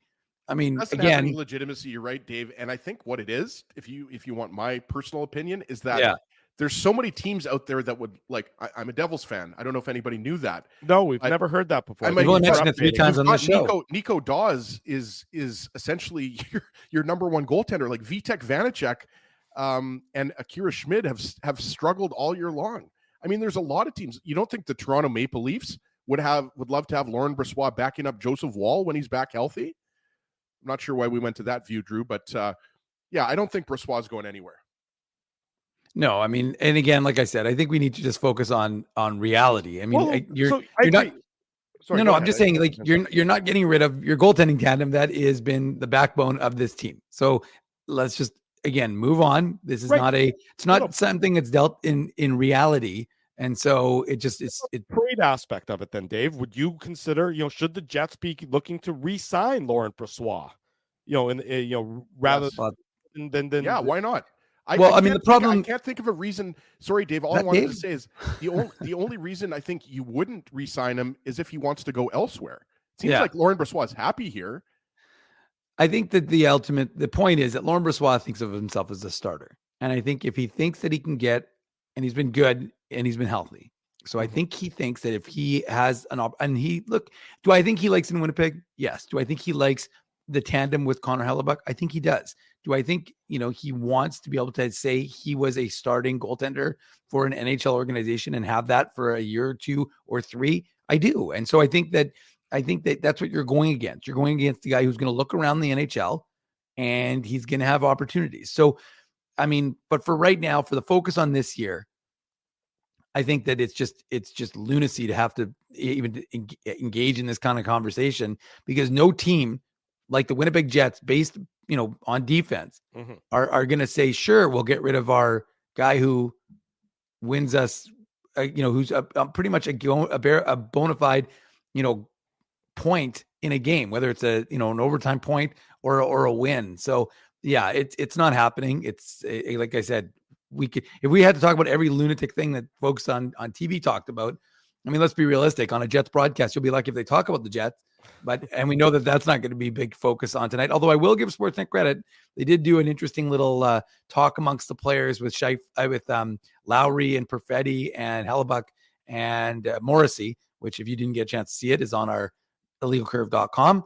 Yeah. But I mean, like I said, I think the focus needs to be in reality, and the reality for the Winnipeg Jets is which prospect. I mean, I think the bigger question, Drew, if we want to have a real discussion, is which prospect are you willing to trade to acquire some help this year? Because that to me that's a question that's based in fact, based in reality, based on, what could realistically happen, right? Ezzy, the Jets could trade their first round pick. And let's be realistic, that's going to be a late first rounder. Jets haven't hit home runs in the first round, right? They're more of a mid first round, then they strike gold. But the late first round, that's not really where they necessarily hit home runs. And that's where this pick is going to be. So are you willing to deal your first? Yeah. Yes, because your pipeline is pretty good right now, I think. Is it an upper echelon pipeline? No. But are there good enough pieces to kind of replenish the cupboard? I think there are. Well, not on defense, there aren't, but. Well, Elias Salomonsson. Again, Salomonsson is going to be over here next year. He's a big guy. There's a lot of people are talking about him. One defenseman, and all due respect, I don't think we really know what his ceiling is at this point. I don't think you would say that the Jets have 4 or 5 good D prospects in the system. I mean, if there are, name 4 or 5 really grade A D prospects. Well, I'm not going to say grade A guys. I'm going to say that they've got guys who are in the system who are, I'm not. Look, I don't think guys that are projecting as NHL. Salomonson's projecting as an NHL regular. Ville Heinola was going to be an NHL regular. If it wasn't for the injury earlier this year. Declan Chisholm, who's but these aren't prospects. Heinola and Chisholm are guys that are in. Chisholm is with the Jets right now. I'm talking about who are your 18 and 19-year-old prospects. Okay. No, Salomonsson is at the top of that. I'm sorry. The Jets have done a great job drafting forwards. Brad Lambert, Rutger McGroarty, Elias Salomonsson, I'm sorry, is not a top-rated D prospect. I mean, show me some prospect rankings that shows him in the top 30 of NHL prospects. Well, I mean, again, I'm not going to pretend to be some sort of prospect. Saying he's going to play in the NHL is different than saying he's a top prospect. I think he's pretty highly regarded. I think he's projecting, based on highly his regarded isn't what I said. I mean, I mean, what does he project? Does he project as a top pairing defenseman or a top 4 defenseman? Top 4. Okay. And I don't think there's anything wrong with that. And when is he going to play in the NHL? 2 years from now? What are we talking about here? Well, but I mean, we're not really talking. We're talking about what are you prepared to trade in terms of your prospect pool to acquire an asset. And like I said, all I'm saying is you're willing to trade your first round pick because it's going to be a late first rounder. And then the question becomes, which of those of the prospects are you willing to deal to acquire some help? And I think you're probably looking at you're probably trading from your forward prospects, as I think. Yeah, I agree. Likely, because you don't have, to your point, Ezzy, you don't have the same level of names or potential on your back end. I mean, Salomonsson, Dmitry Kuzmin, who's still obviously very young and everything else, but you don't have the same level on your back end. I would agree with that. But then does a guy like we know the names, the recent first round picks, Chaz Lucius, I know is a name that a lot of people are throwing around out there because they say, well, he's injury prone, so he's we should trade him now because he's never going to make it. Just because you've once suffered injuries doesn't necessarily mean you're going to always suffer injuries, but it's a risk reward factor that the Jets have to take into account. Or I mean, are there other guys that are possibilities? Guys, Dave, I mean, these are the guys that Dave, you watch more than anyone else. Like a Daniel Torgensen, a second round pick. Is he a guy that the has developed the Jets want in the manner that they want? Henry Nikkanen playing, of course, 4th round pick. Have these guys developed, or maybe do they have more appeal for other teams than necessarily the Torgerson Jets? has 1 goal in 31 AHL games. I'm sorry, what I'm saying. What are we talking about here? We're talking about young players. No, I'm saying young players. How coveted is a guy like Daniel Torgerson? What would he has 1 goal in 31 games. Right. So you're saying, why would another team covet him? I'm just saying, I mean, I don't watch him. Dave can chime in here, but I'm just saying, I don't know how valued he is across the NHL. I literally don't know. It's not like he's tearing it up in the American Hockey League this year. Right. Many guys on the Moose aren't either. These are the players that would be as part of a first round pick and prospect trade. These are the guys that would be being discussed when the general managers meet and talk about potential deals to be made, Dave. These are the guys whose names are being thrown around. I don't believe that the Jets are really eager to be throwing around some of the bigger names, the Colby Barlows, the Chaz Luciuses, the Brad Lamberts and things of that nature. Unless they're really going to swing for a grand slam home run, it's not in the Jets' MO to typically trade their best prospects. I'm trying to think, when was the last time the Jets traded a guy whose name immediately rolled off your tongue as one of their top prospects? I don't think it's happened before. It's never happened. Right. So that would be, you're looking at that sort of second tier. And I think it's ridiculous for people to throw out Rutger McGroarty as somebody who the Jets would trade, unless you're getting Sidney Crosby in return. And I think the likelihood of that happening is low. So I don't think Rutger McGroarty is going anywhere. I don't think Brad Lambert is going anywhere. I don't think Nikita Chibrikov is going anywhere. And Chaz Lucius has been injured throughout his pro career and his college career. So I don't know. I just don't think that's realistic for a guy like Chaz Lucius to be traded, considering how much hockey he's missed. But Dave watches the Moose more than I do. But I mean, I think, there are other players that I think would be more coveted. Like, I think, Declan Chisholm and Ville Heinola, because they are pro ready and Chisholm is in the NHL right now, I think he would draw some interest. But I don't watch the Moose, so I don't know. Like, Danny Zhilkin is a first-year pro. He hasn't been exactly lighting it up. So I don't think teams around the NHL are, licking their chops at getting Danny Zhilkin. All due respect to him. Dave, I mean, the only thing I would say is, again, it's not necessarily that you're looking at someone who's going to make an immediate impact on your roster. I mean, that's the reason why you send scouts to watch these hockey games, the AHL games at least specifically, is because they're looking at guys who could have an impact at some point. Again, you're not saying I'm going to trade for this guy and he's going to go from the AHL to the NHL and, immediately impact our roster and make us better. And as he's right, Danny Zhilkin isn't going to do that. He's a first-year pro. He's learning the pro game. Does he have tools? I don't want Frosty to get upset with me because I know he loves Danny Zhilkin, but I think he's got a lot of good tools. I think he'll develop eventually and become an interesting prospect. Of course, the third rounder who plays up the middle. Look, you look at Nikita Chibrikov, what he's been doing with the Moose.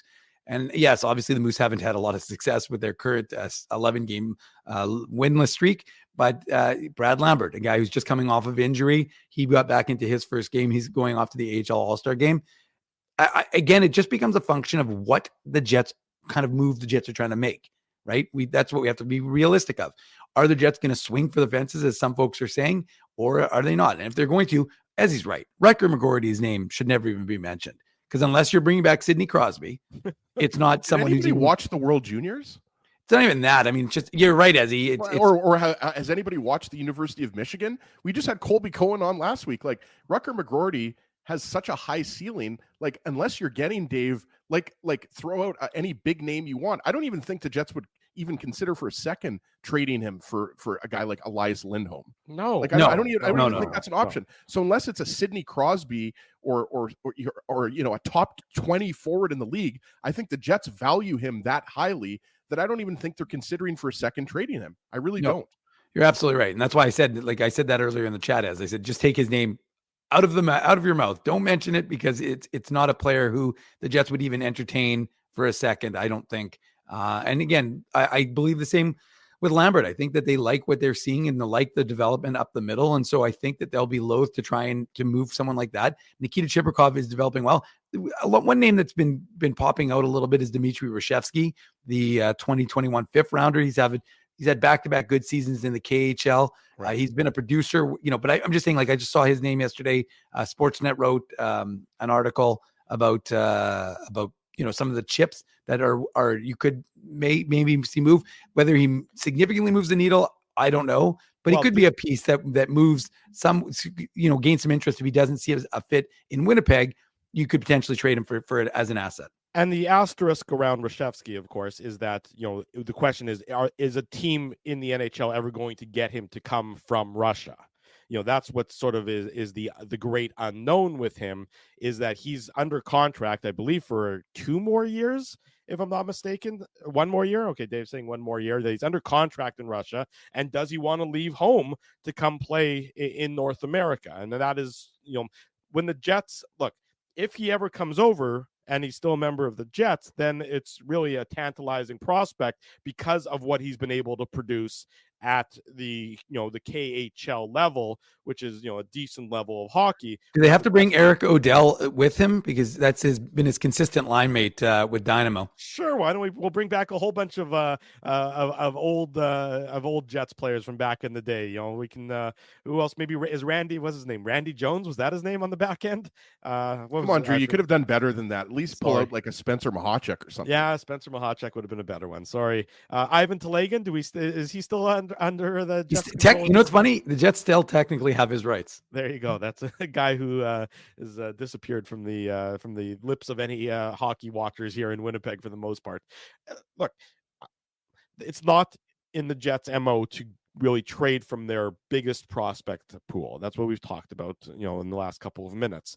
So, I mean, that sort of takes you to that next level. And the question is really, and it's not a question I expect any of us to know the answers of, because to Dave's point, that's why they're scouts. Well, that's why they go and they watch the Manitoba Moose. That's why Dave isn't sitting by himself in the press box, night in, night out, watching the Mooses. There's other teams who are keeping an eye on these guys to see, hey, this is a guy who we think can project at X moving forward at the NHL level, things of that nature. So, time will tell if that comes to fruition or not, but it is an interesting discussion to have as we get closer within about the next 5 or so weeks, get closer towards the NHL trade deadline, and the Jets, of course, being in a position of wanting to acquire players, of wanting to acquire assets and reinforcements for their team heading into the stretch drive. Speaking of acquiring players, I think we're about to acquire Jeff O'Neill,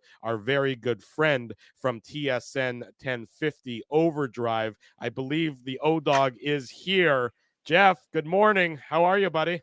Good morning, guys. How are we doing today? We're doing fine and dandy. We're getting ready for a rematch after Wednesday's game in downtown Toronto, the rematch later tonight in downtown Winnipeg between the Jets and the Leafs. It should be a good battle and a heated environment. Of course, let me ask you, before we get into the nuts and bolts of the game. I want to ask you guys first. Because you must be so excited. I can see the smiles on your faces. Oh, dog, right? I'm always excited when we have you on. No, but this year you guys are like floating around the top of the year. I just want to know, what are your emotions at? Are you guys shocked of where they are? Because it was like they traded Dubois and then the unknown contracts, and now you guys are here. Just in like a couple of minutes, take me through the journey of where your emotions are at. I mean, I think it's safe to say that when the season started, yes, the unknowns and the question marks were far greater than the optimism level because of how last year ended. And then as the season has progressed, it's been, for the first time in a lot of years, it's been fun to watch the Winnipeg Jets because they have an identity and they have a style, and the effort has been there night in and night out. So isn't that nice? Like, just to have a team where it's like, this is what we're going to bring to the table 95% of the time. And it's like, you can react to it. Sometimes you're going to beat us, but 95% of the time, that's what we bring to the table, and it's effective and they have the right pieces. It must be a joy to watch. Yeah, I would agree with that. It's just you sort of you know what you can expect. I talk about it all the time. When the attendance was an issue in Winnipeg, as it is in many markets, throughout the NHL. 41 nights a year, you're asking people to shell out a lot of money.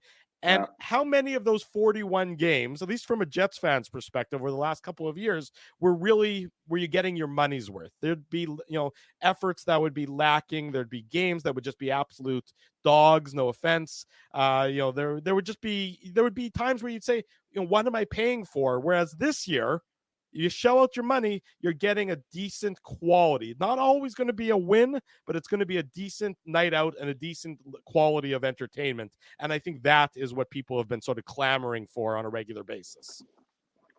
Yeah, it's good. You look at the Winnipeg Jets and the Edmonton Oilers, and over the years, all we've talked about is the offense and how good McDavid and Draisaitl and Scheifele and Wheeler and Ehlers and Nugent-Hopkins. And it's like both organizations and both kind of core players have realized Like, we've all got paid, and there's only one thing left to do, and it's winning, and it's completely different than what we thought it was. And I don't know. You always go back to a guy like Jonathan Toews, where guys around him were getting 120 points a year, and he's like, I'll win Stanley Cups. And it's not like he couldn't produce offense, but it was always like he was a main character for a lot of years come playoff time, and he was a tough out, that guy. And it wasn't all about offense. It was just about commitment to winning. And I think these guys are starting to realize it. What boggles my mind is that it takes so much hardship to get through to them. It's like, you want to run and gun, it doesn't work. You want to run and gun, it doesn't work. It's like 5, 6. I mean, the Leafs are going through it where it's like, how many times do you guys have to have a playoff series where you got to realize run and gun is not going to work for you? Crazy stuff, man. And you know, just to kind of jump in and kind of piggyback off of what Drew was saying, I don't think, you know, the three of us or, you know, a lot of Jets fans are as surprised that the Jets are first in the Central, you know, as opposed to the Jets being the top defensive team in the league. That's the biggest thing for me, O-Dog. Like, I just didn't see that coming because it's the exact same group of defensemen last year. But I think, you know, it's undeniable that, you know, Gabe Vilardi, Alex Iafallo, Nino Niederreiter, Vlad Domestikov, like these great veteran defensive forwards have had a huge impact on the Jets defensively. So for me, that's what's been shocking is that on a night in, I mean, you saw the record, right? It was 34, 35 games. The Jets didn't allow more than 3 goals. It took the Boston Bruins to score an empty net goal to break that streak, right? So that's been the biggest difference is the team defense. I mean, obviously, Hellebuyck, you expect him to be the best goalie or one of the best goalies in the league, but it's, you know, the defense that has just been, it's really absurd how well they've played this year. Well, I guarantee you, Ezra, if you talk to the D-Corps and they talk about, a lot of coaches toss around catchphrases and catch terms, and one of them is connectedness. And I guarantee you, if you talk to that D-Corps, which you said, there's no change. It's the same kind of D-Corps back there. Mm-hmm. But if you ask them, I guarantee you they would say the forwards' commitment to supporting them and allowing them to be aggressive and stand up and challenge people and not let them run all over them, it's probably a big help to them. You got guys committed to coming back and supporting pinches and helping them out all the time. It makes a big time difference, as opposed to guys just floating around and sniffing around the net and just leaving the D to hang out to dry. Then you got big time problems. You know, Jeff, one of the things that the Jets haven't had a lot of is the band back together, having everybody playing. Obviously, they had Vilardi out for a significant period of time. Kyle Connor missed 16 games. Mark Scheifele is going to miss his 6th straight game. From a power play perspective, how important in the playoffs when you have those guys all together is that? Because right now, of all the things the Jets have, their 5-on-5 play this year has been exceptional. We talk about their defense, their special teams, their PK has been very good of late. Yeah. You know, it took a while to get it going. Their power play is the one thing that's been stagnant. They haven't had all those guys. Rick Bowness has pointed to that. So one, you know, how important are those guys? I mean, it seems like an obvious question, but from a playoff perspective, getting that going, how important is that going to be for this Jets club? Well, a couple things to that. I don't mind. Well, nobody likes to see anybody hurt, but if it's this guy's going to take some time and that guy's going to take some time, and if it all comes together where come playoff time, everybody's healthy and firing on all cylinders, I got no problem with that.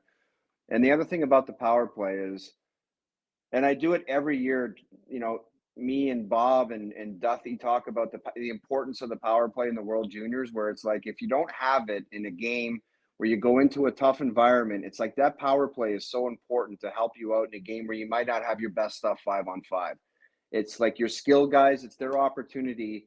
If they're tightly checked and they finally get some time and space, that's their time to make some hay. So, I mean, they got enough talent on that power play, man, that thing come playoff time, that should be humming. So it's going to be a big part.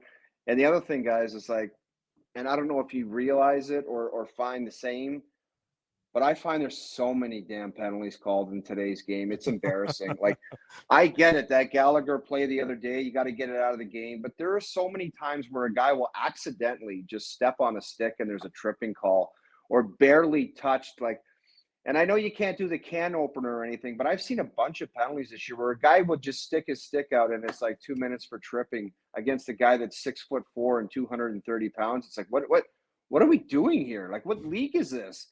I find the penalties to be embarrassing, but if you're going to have that situation, if that's the way it's going to be, you got to have a power play that can take advantage of that and make other teams pay.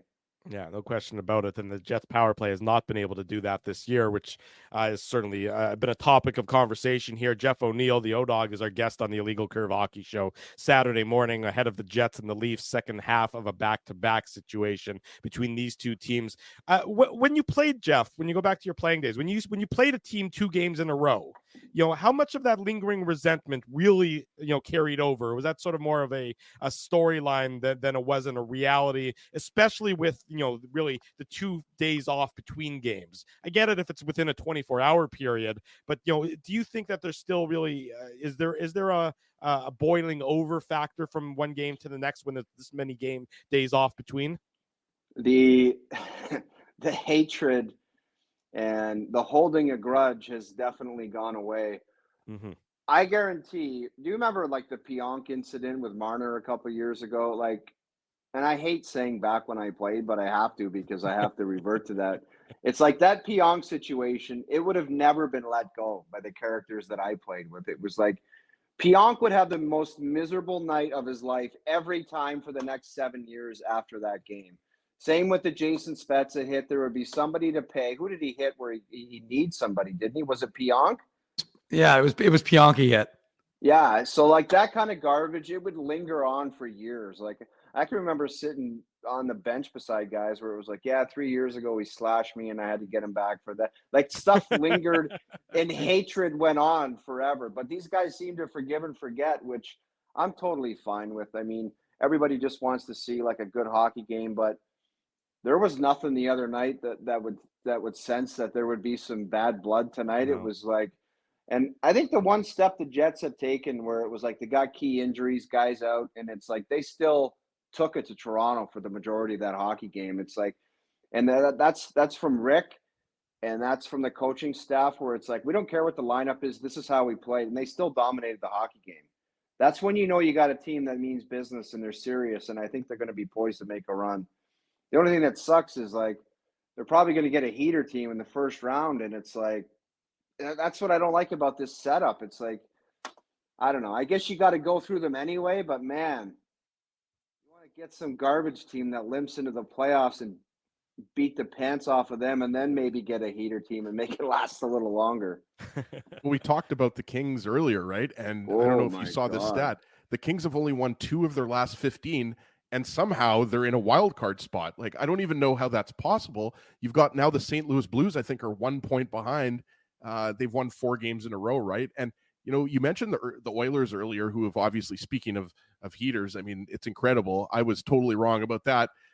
When Jay Woodcroft was fired, Drew and I made a bet, and I said the Oilers wouldn't make the playoffs, and I'm looking like a pretty big Anybody fool right would now. have made that bet. Anyone would have made that bet. It's like, how could you think that they were going to make the playoffs? And Mike Johnson, who comes on Overdrive with us, he'd be like, if they're going to make the playoffs, they would have to play like, he blurts out some crazy number like 750 hockey or something, which means that they would have to do what they just did, which is 2 streaks that are incredible. It's like, guys, one slip up in the middle of this streak and they were basically done. And now it wouldn't shock me if they come close to like being at the top of the division at the end of the season. It's crazy. But the LA Kings guys, that's a. I can remember somebody in hockey calling me. We were talking at the beginning of the year, and the comment was, and I look at playoffs like this too. When the LA Kings were on fire at the beginning of the season, it was like, I don't see a team beating the LA Kings right now 4 times. Now I can't see the LA Kings winning a period because they can't get a save and they're terrible out there. They got a mess on their hands. Well, when Doughty says what he says after the game against Buffalo, a couple nights ago, when he says what he says, and I mean, it was pretty pointed and it was pretty targeted. It's cookie night, Drew. Yeah, I know it's cookie night, and I like but cookies. Then they followed it up with a 5-1 drubbing to Colorado. Colorado's the worst damn place to go into when you're looking for a win. I'll tell you that. Because of how their talent, or because of something else? Just how good they are. Yeah. Okay. It's like, oh, maybe we'll get a layup here and get out of this funk. You're not getting it in Colorado. I'll tell you that.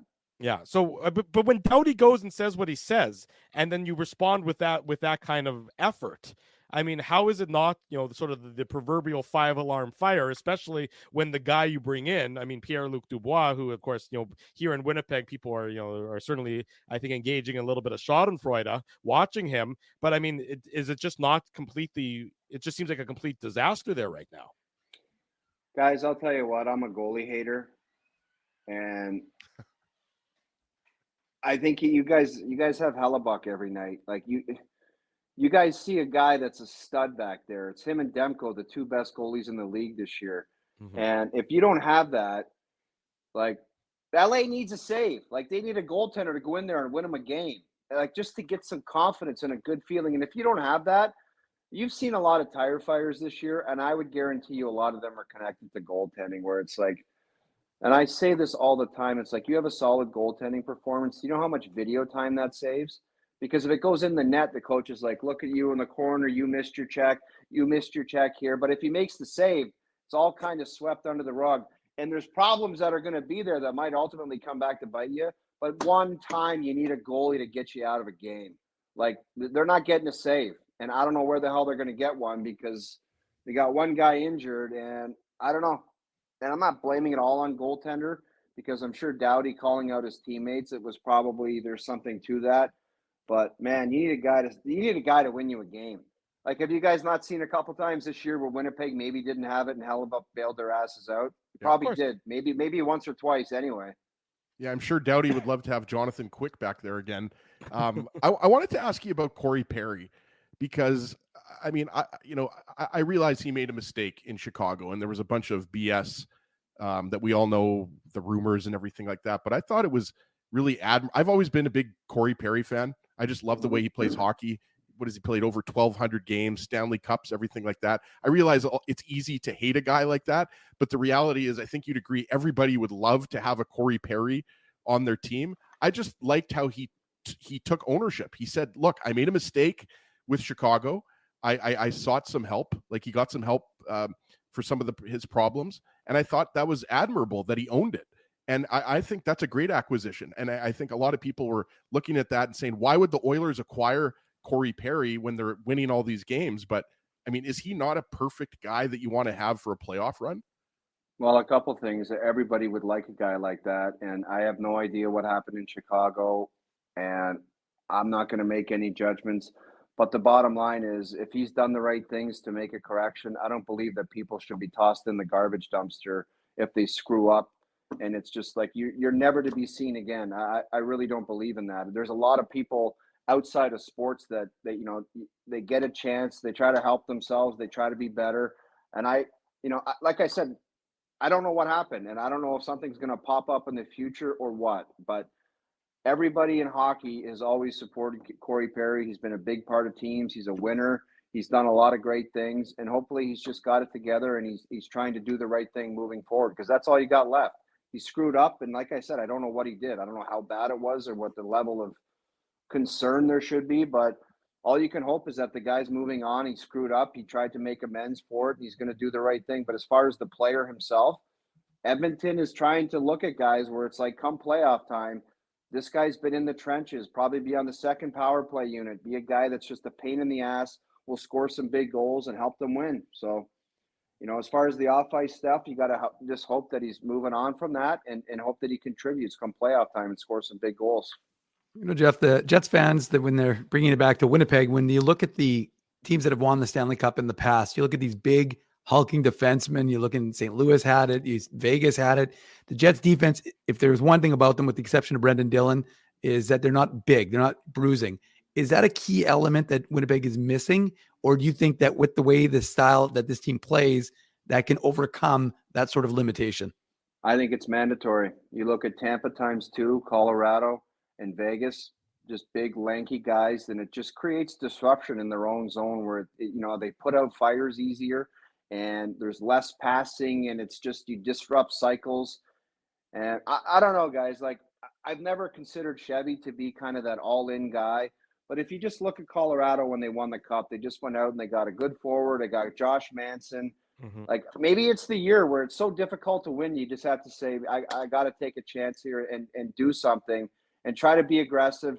And I just simplify it. It's like, if there's a big If there's a big stud defenseman, maybe two, go out and get them. And if there's a forward available, go out and get them too.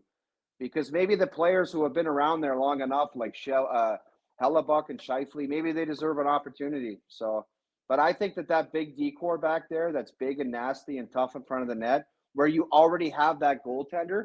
Think about those years where Vasilevsky, as good as he was, and he still had to make some saves. But if you've got those big rangy defensemen back there, how much easier they make the job on the goaltender. I think it's a mandatory thing to go deep. Make the first save, and the defense is going to prevent there from being a second opportunity. Mark Mathot uses a term, just put out fires. It's like put out fires and get rid of it, get it out of the way. It's a great term. Yeah, it's simple. Sometimes it's a simple game when you really cut it down to its nuts and bolts. Jeff, you started the interview by asking us about things that were happening here in Winnipeg and the feeling in Winnipeg, and it's sort of hard to believe that it wasn't that many months ago where things had gone off the rails at the end of last year, and Rick was so pointed with his comments, and the players pushed back. And there was a great article in the Winnipeg Sun by our friend Paul Friesen yesterday, sort of talking about how Rick Bowness and the players had to make amends and had to come together as one to sort of learn from the end of last year. Given Rick's reputation and given what you know of Rick Bowness from around the league, are you surprised that he was able to sort of heal whatever wounds existed, given how last year ended? No, because it's about the players and what they do on the ice. And too many times the players get a hall pass where it's like, "Mom, maybe we got to fire the coach. Maybe the coach is an idiot and he's acting like an idiot. And we got to get rid of him." And it always seems the players get a hall pass. So it was very simple. You guys played like a bunch of jackasses out there, and I'm not letting you off the hook. And you're not coming back to training camp with not knowing what happened last year was unacceptable. So for once, an organization just saw it the way it was, where it's like, you guys want to go out and play like that? I'm going to call it as it is. I'm not letting you off the hook. Because so many times the players get the benefit of the doubt for just going out there and doing whatever the hell they want. And there's just no comment on it. It's like, nah, that's what we did. So there you go. Chew on it. Everybody chew on it, and we'll try to figure it out next year. At least he had the stones to say it. The organization stuck with him and said, we're not firing Rick Bowness for those comments. That's what happened. And they got some different pieces out, and they got some different pieces in, and now they're getting it right.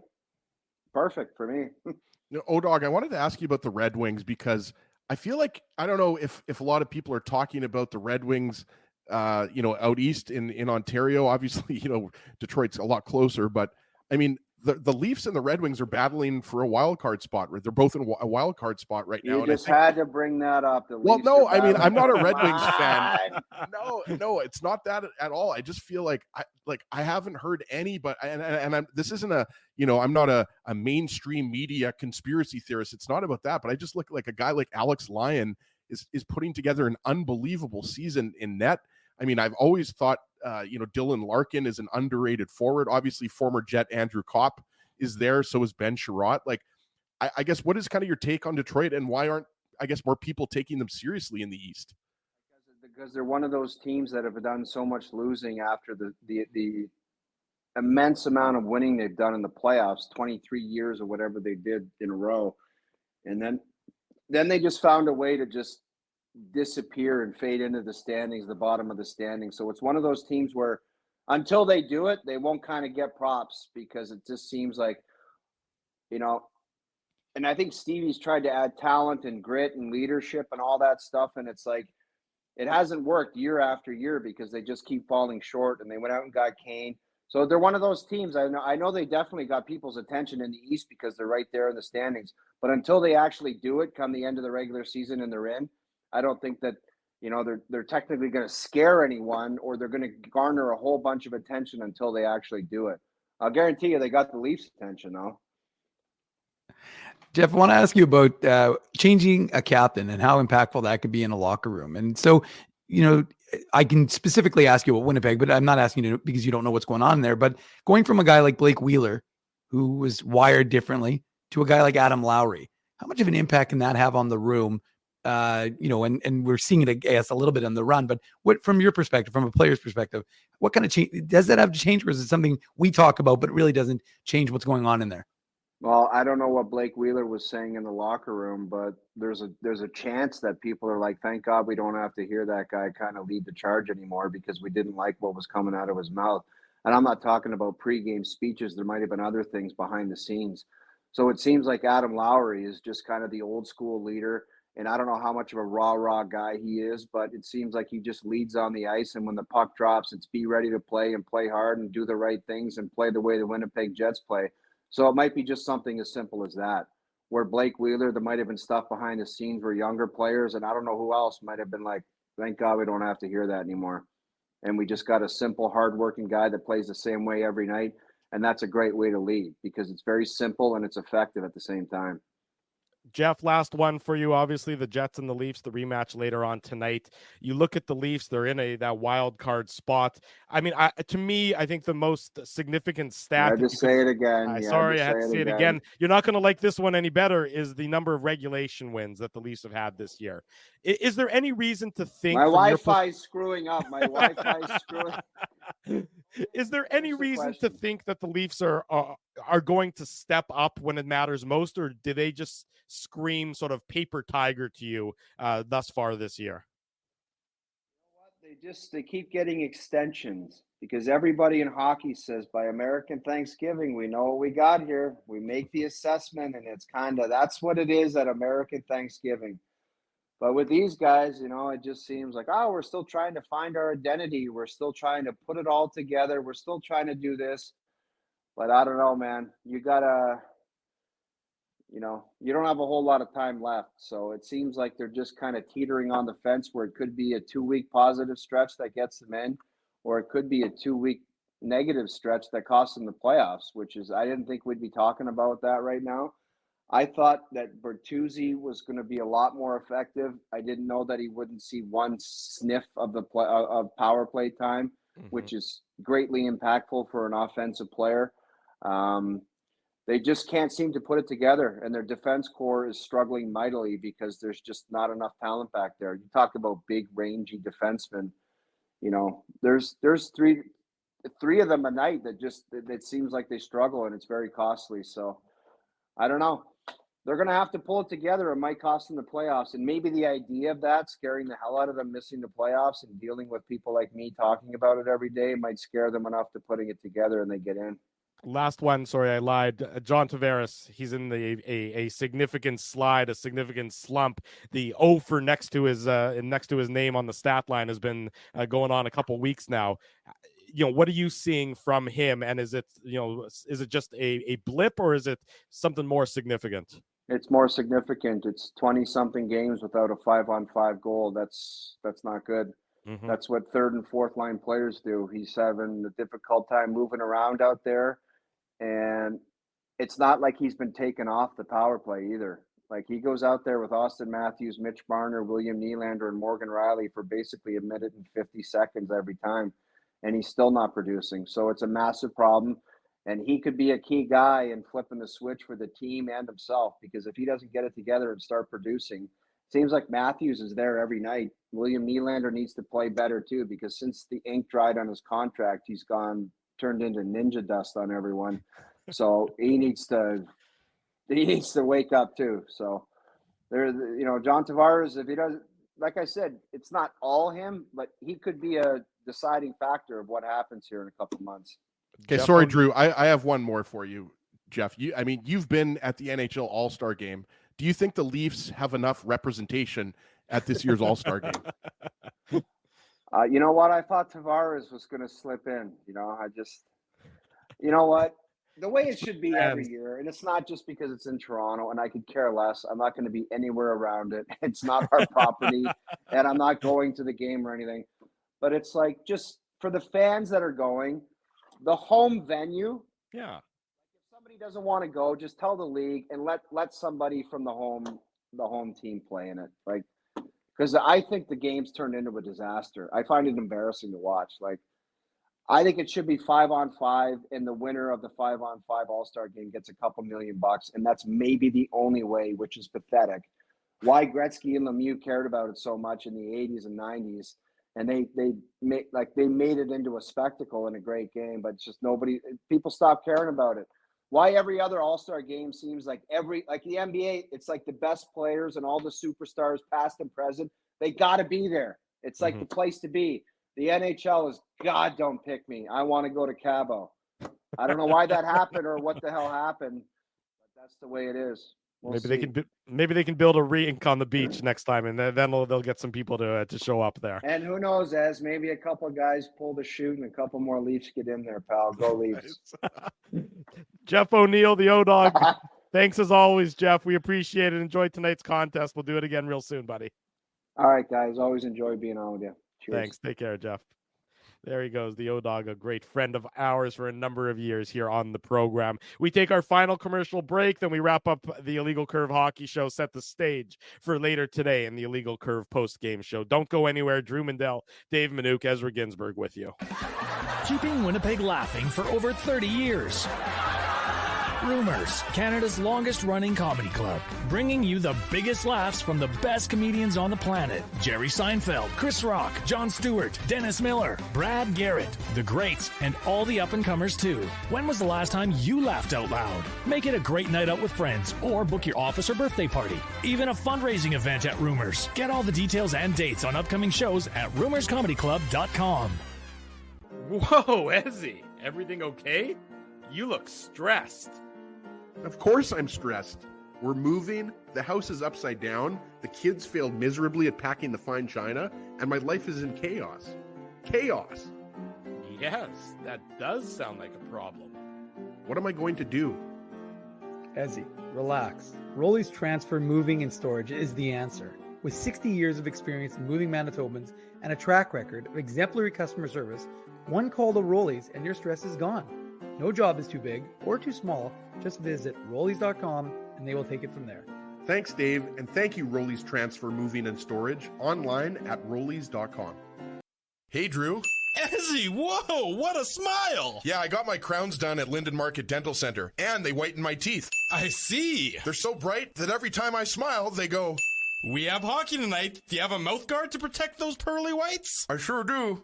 Whoa, they even ting through the mouth guard. Linden Market Dental Center covers all your dental needs from restorative to cosmetic dentistry and will fit you with a sports guard for that active lifestyle. 877 Waverly, see lindenmarketdental.com.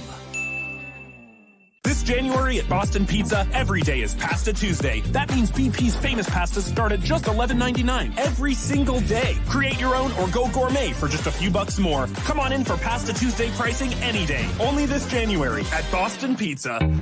So you're a pizza person. You married a wing person. But somehow your kids are salad people. You can't pick your fam, but you can pick your BP meal deal. Starting from $18.99 for takeout or delivery at bostonpizza.com.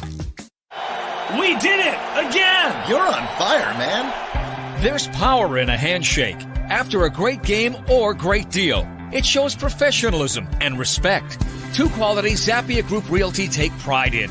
You don't build a business where 95% of your clients are referred by others without honesty, integrity, and total dedication to client satisfaction.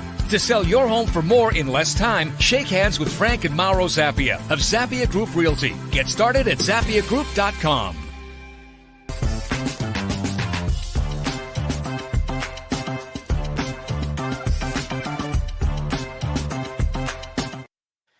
Big thanks to Jeff O'Neill. Big thanks to Christian Amell from CJOB. Two great interviews on this Saturday edition of the Illegal Curve Hockey Show. In case you missed any of the show, any of those interviews, the immediate replay is available on our YouTube channel. And of course, the podcast will be available shortly thereafter. It's a double dip of IC on this Saturday before we get 7 days away from one another. Later tonight, right around 8:45, give or take. Yours truly and Dave. What are you guys going to do on your week off? I'm not talking to you, that's for sure. That's at the top of my list. Don't even acknowledge me when we do pickup together at school. I'm going to be wearing like my invisibility cloak, as far as you should understand. There's no week off. What week off? There's a Moose game right now. Moose are in Rockford tonight. They're in Chicago tomorrow. We could do a Moose post game show if anybody wants. Go right ahead, my man. You know how to log into the StreamYard. I encourage you to do so, but I will be nowhere near that. This is our, look, if Kenny can go to Mexico, then we can take a week off and enjoy ourselves here in. But he was still tweeting Winnipeg as if he was in Winnipeg. So is it really, does it really qualify as in Mexico? Kelly Moore's in Mexico. Teddy Wyman is in Mexico. everybody's away. Everybody's gone away, enjoying the week off. So we're going to do the same as well. Dave will, of course, have illegalcurve.com updated as required. And the post-game show, as I was saying, the post-game show later tonight, 8:45, give or take. Yours truly, Dave Manouk, talking everything to do with the Jets and the Toronto Maple Leafs, the big rematch in downtown Winnipeg. We talked about how my kids have 3 birthday parties today, Drew. Have we talked about that yet? We haven't. Good luck with all that. How's your cloning efforts going? Naomi's with the kids right now. They have their first birthday party right now. It started at 10 a.m. Yeah. I think it's a Lego theme. Okay. And then rude for someone to plan a birthday party when we have the Illegal Curve Hockey show. Well, no. They're playing it live at Royal Grey perfect. Community Center. That's where the birthday party is. Thank you. And then my son has a birthday party at 2:00, and then my daughter has a birthday party at the exact same time. Plus, Ariella has another birthday party on Tuesday. So they have 5 birthday parties. Pardon me, 4. I can't do simple math. They have 4 birthday parties in the span of 4 days. Like, it's ridiculous. But 3 in one day, Drew. Like, I mean, you're super dad. I mean, have your kids ever had 3 birthday parties in one day? You know, my kids don't get invited to too many birthday parties because I'm so distasteful in public that people just don't want to have anything to do with my Aaron children and Sam or me. are awesome kids. They're very popular. Ezzy, hold on. I know they get invited to birthday Let me interrupt. Stu has a very important question, Ezzy, and I think you're going to have the very important answer for that. He said, Stu wants to know, is there a Saturday show next week? Of course. Yes, there is. Why don't you explain what kind of Saturday show we'll have? It's the 15th anniversary special of the Illegal Curve Hockey Show. Our first show ever was, of course, on Red River College Kick FM back on February 4th, 2009. So it's almost exactly 15 years minus a day. But we've got some fun things planned. We're not going to give it away yet. We're working on some things. We're working on some guests. We're going to keep it a surprise probably until a day or two maybe before the show. But yes, next Saturday, February 3rd, we will be live on air for the 15th anniversary. That's a decade and a half. God help us. Time to change our intro. Time to disband this entire organization. Who cares about the intro? Oh yeah, you're both fired next week. I forgot to say. There you go. Exactly. That's how it's going to be. We're just going to end with just going to have like an Acme sort of Looney Tunes Dynamite thing that's just going to it'll sound something like this. Put on your antlers. It's time for the Manouk Moose Minute on the Illegal Curve Hockey Show. You're not actually doing a Manouk Moose Minute. No, I was just joking. Although I will say, hold on, the Moose are into action tonight against the Ice Hogs, and they are in critical need of picking up a dub. So we'll see what happens. Maybe Thomas Milic gets the start. Second one in a row it would be for the Jets. 2023 fifth rounder, but no, I'm not going to do Moose Minute right now. We will do it in the post game though, Drew, because I'll have played 2 periods in Rockford, so we'll have a little more insight as to what's going on there. And guys, I just got some breaking news from Naomi at the birthday party. She's saying that all the mums are talking about camp right now, summer camp. Drew knows what I'm talking about. It's January, but you already have to start thinking about summer camp. So just an update from the birthday party that my kids are at. Apparently, a lot of moms talking about summer camp. Oh yeah, you had to start already. That is. There's a whole camp industrial complex going on that you're a little behind the times. Good luck getting up to speed on that one there, Mr. Ginsburg. Big thanks to all of our sponsors. They make this show a possibility. Our friends at Rumors Restaurant and Comedy Club. Calvin Evans is at Rumors tonight. 7:15 show has a few tickets left. 9:45 I believe is sold out. Grid Park, use code Illegal Curve to park for free. Our friends at Linden Market Dental Center, Zappia Group Realty, Betway, they're the title sponsor of the post-game show, so you'll see a lot of Betway later tonight. Our friends at Tough Duck, the hardest hitting comment, that'll be tonight. Boston Pizza, we had a great time there on Wednesday. The Seagram shot of the game, that's coming up later. Rolly's transfer, they're still moving Ezzy's family. Ezzy's got so much stuff he doesn't even know what to do with. And of course, if you're looking for something to tip back tonight while enjoying the game or throughout the course of your weekend or even your midweek libation, our Illegal Curve lager at Farmery Beer. You can pick that up at number 2 Donald Street, or it's available on all of the delivery apps. Support these fine businesses because of their support of Illegal Curve Hockey. Again, later tonight, the Illegal Curve post-game show, 8:45, give or take, back here on the YouTube channel, illegalcurve.com, updated all day long with your latest Winnipeg Jets, Manitoba Moose news and audio. If you haven't done so, smash the like button, subscribe to the YouTube channel, leave us feedback on YouTube, leave us feedback on iTunes, leave us feedback on wherever you get your podcast edition of the show. We want to hear what you have to say about this broadcast. Big thanks to all of you for joining us. We'll see you again later tonight. For Dave Manouk, for Ezra Ginsburg, I'm your host, Drew Mindell. If it's Saturday, it's the Illegal Curve Hockey Show live on YouTube and all of our social media platforms. Thanks for listening to this broadcast from Illegal Curve Hockey. For more great Illegal Curve content, subscribe to the Illegal Curve YouTube channel, follow at Illegal Curve on Twitter, Facebook, and Instagram, and visit your online home for hockey in Winnipeg, illegalcurve.com.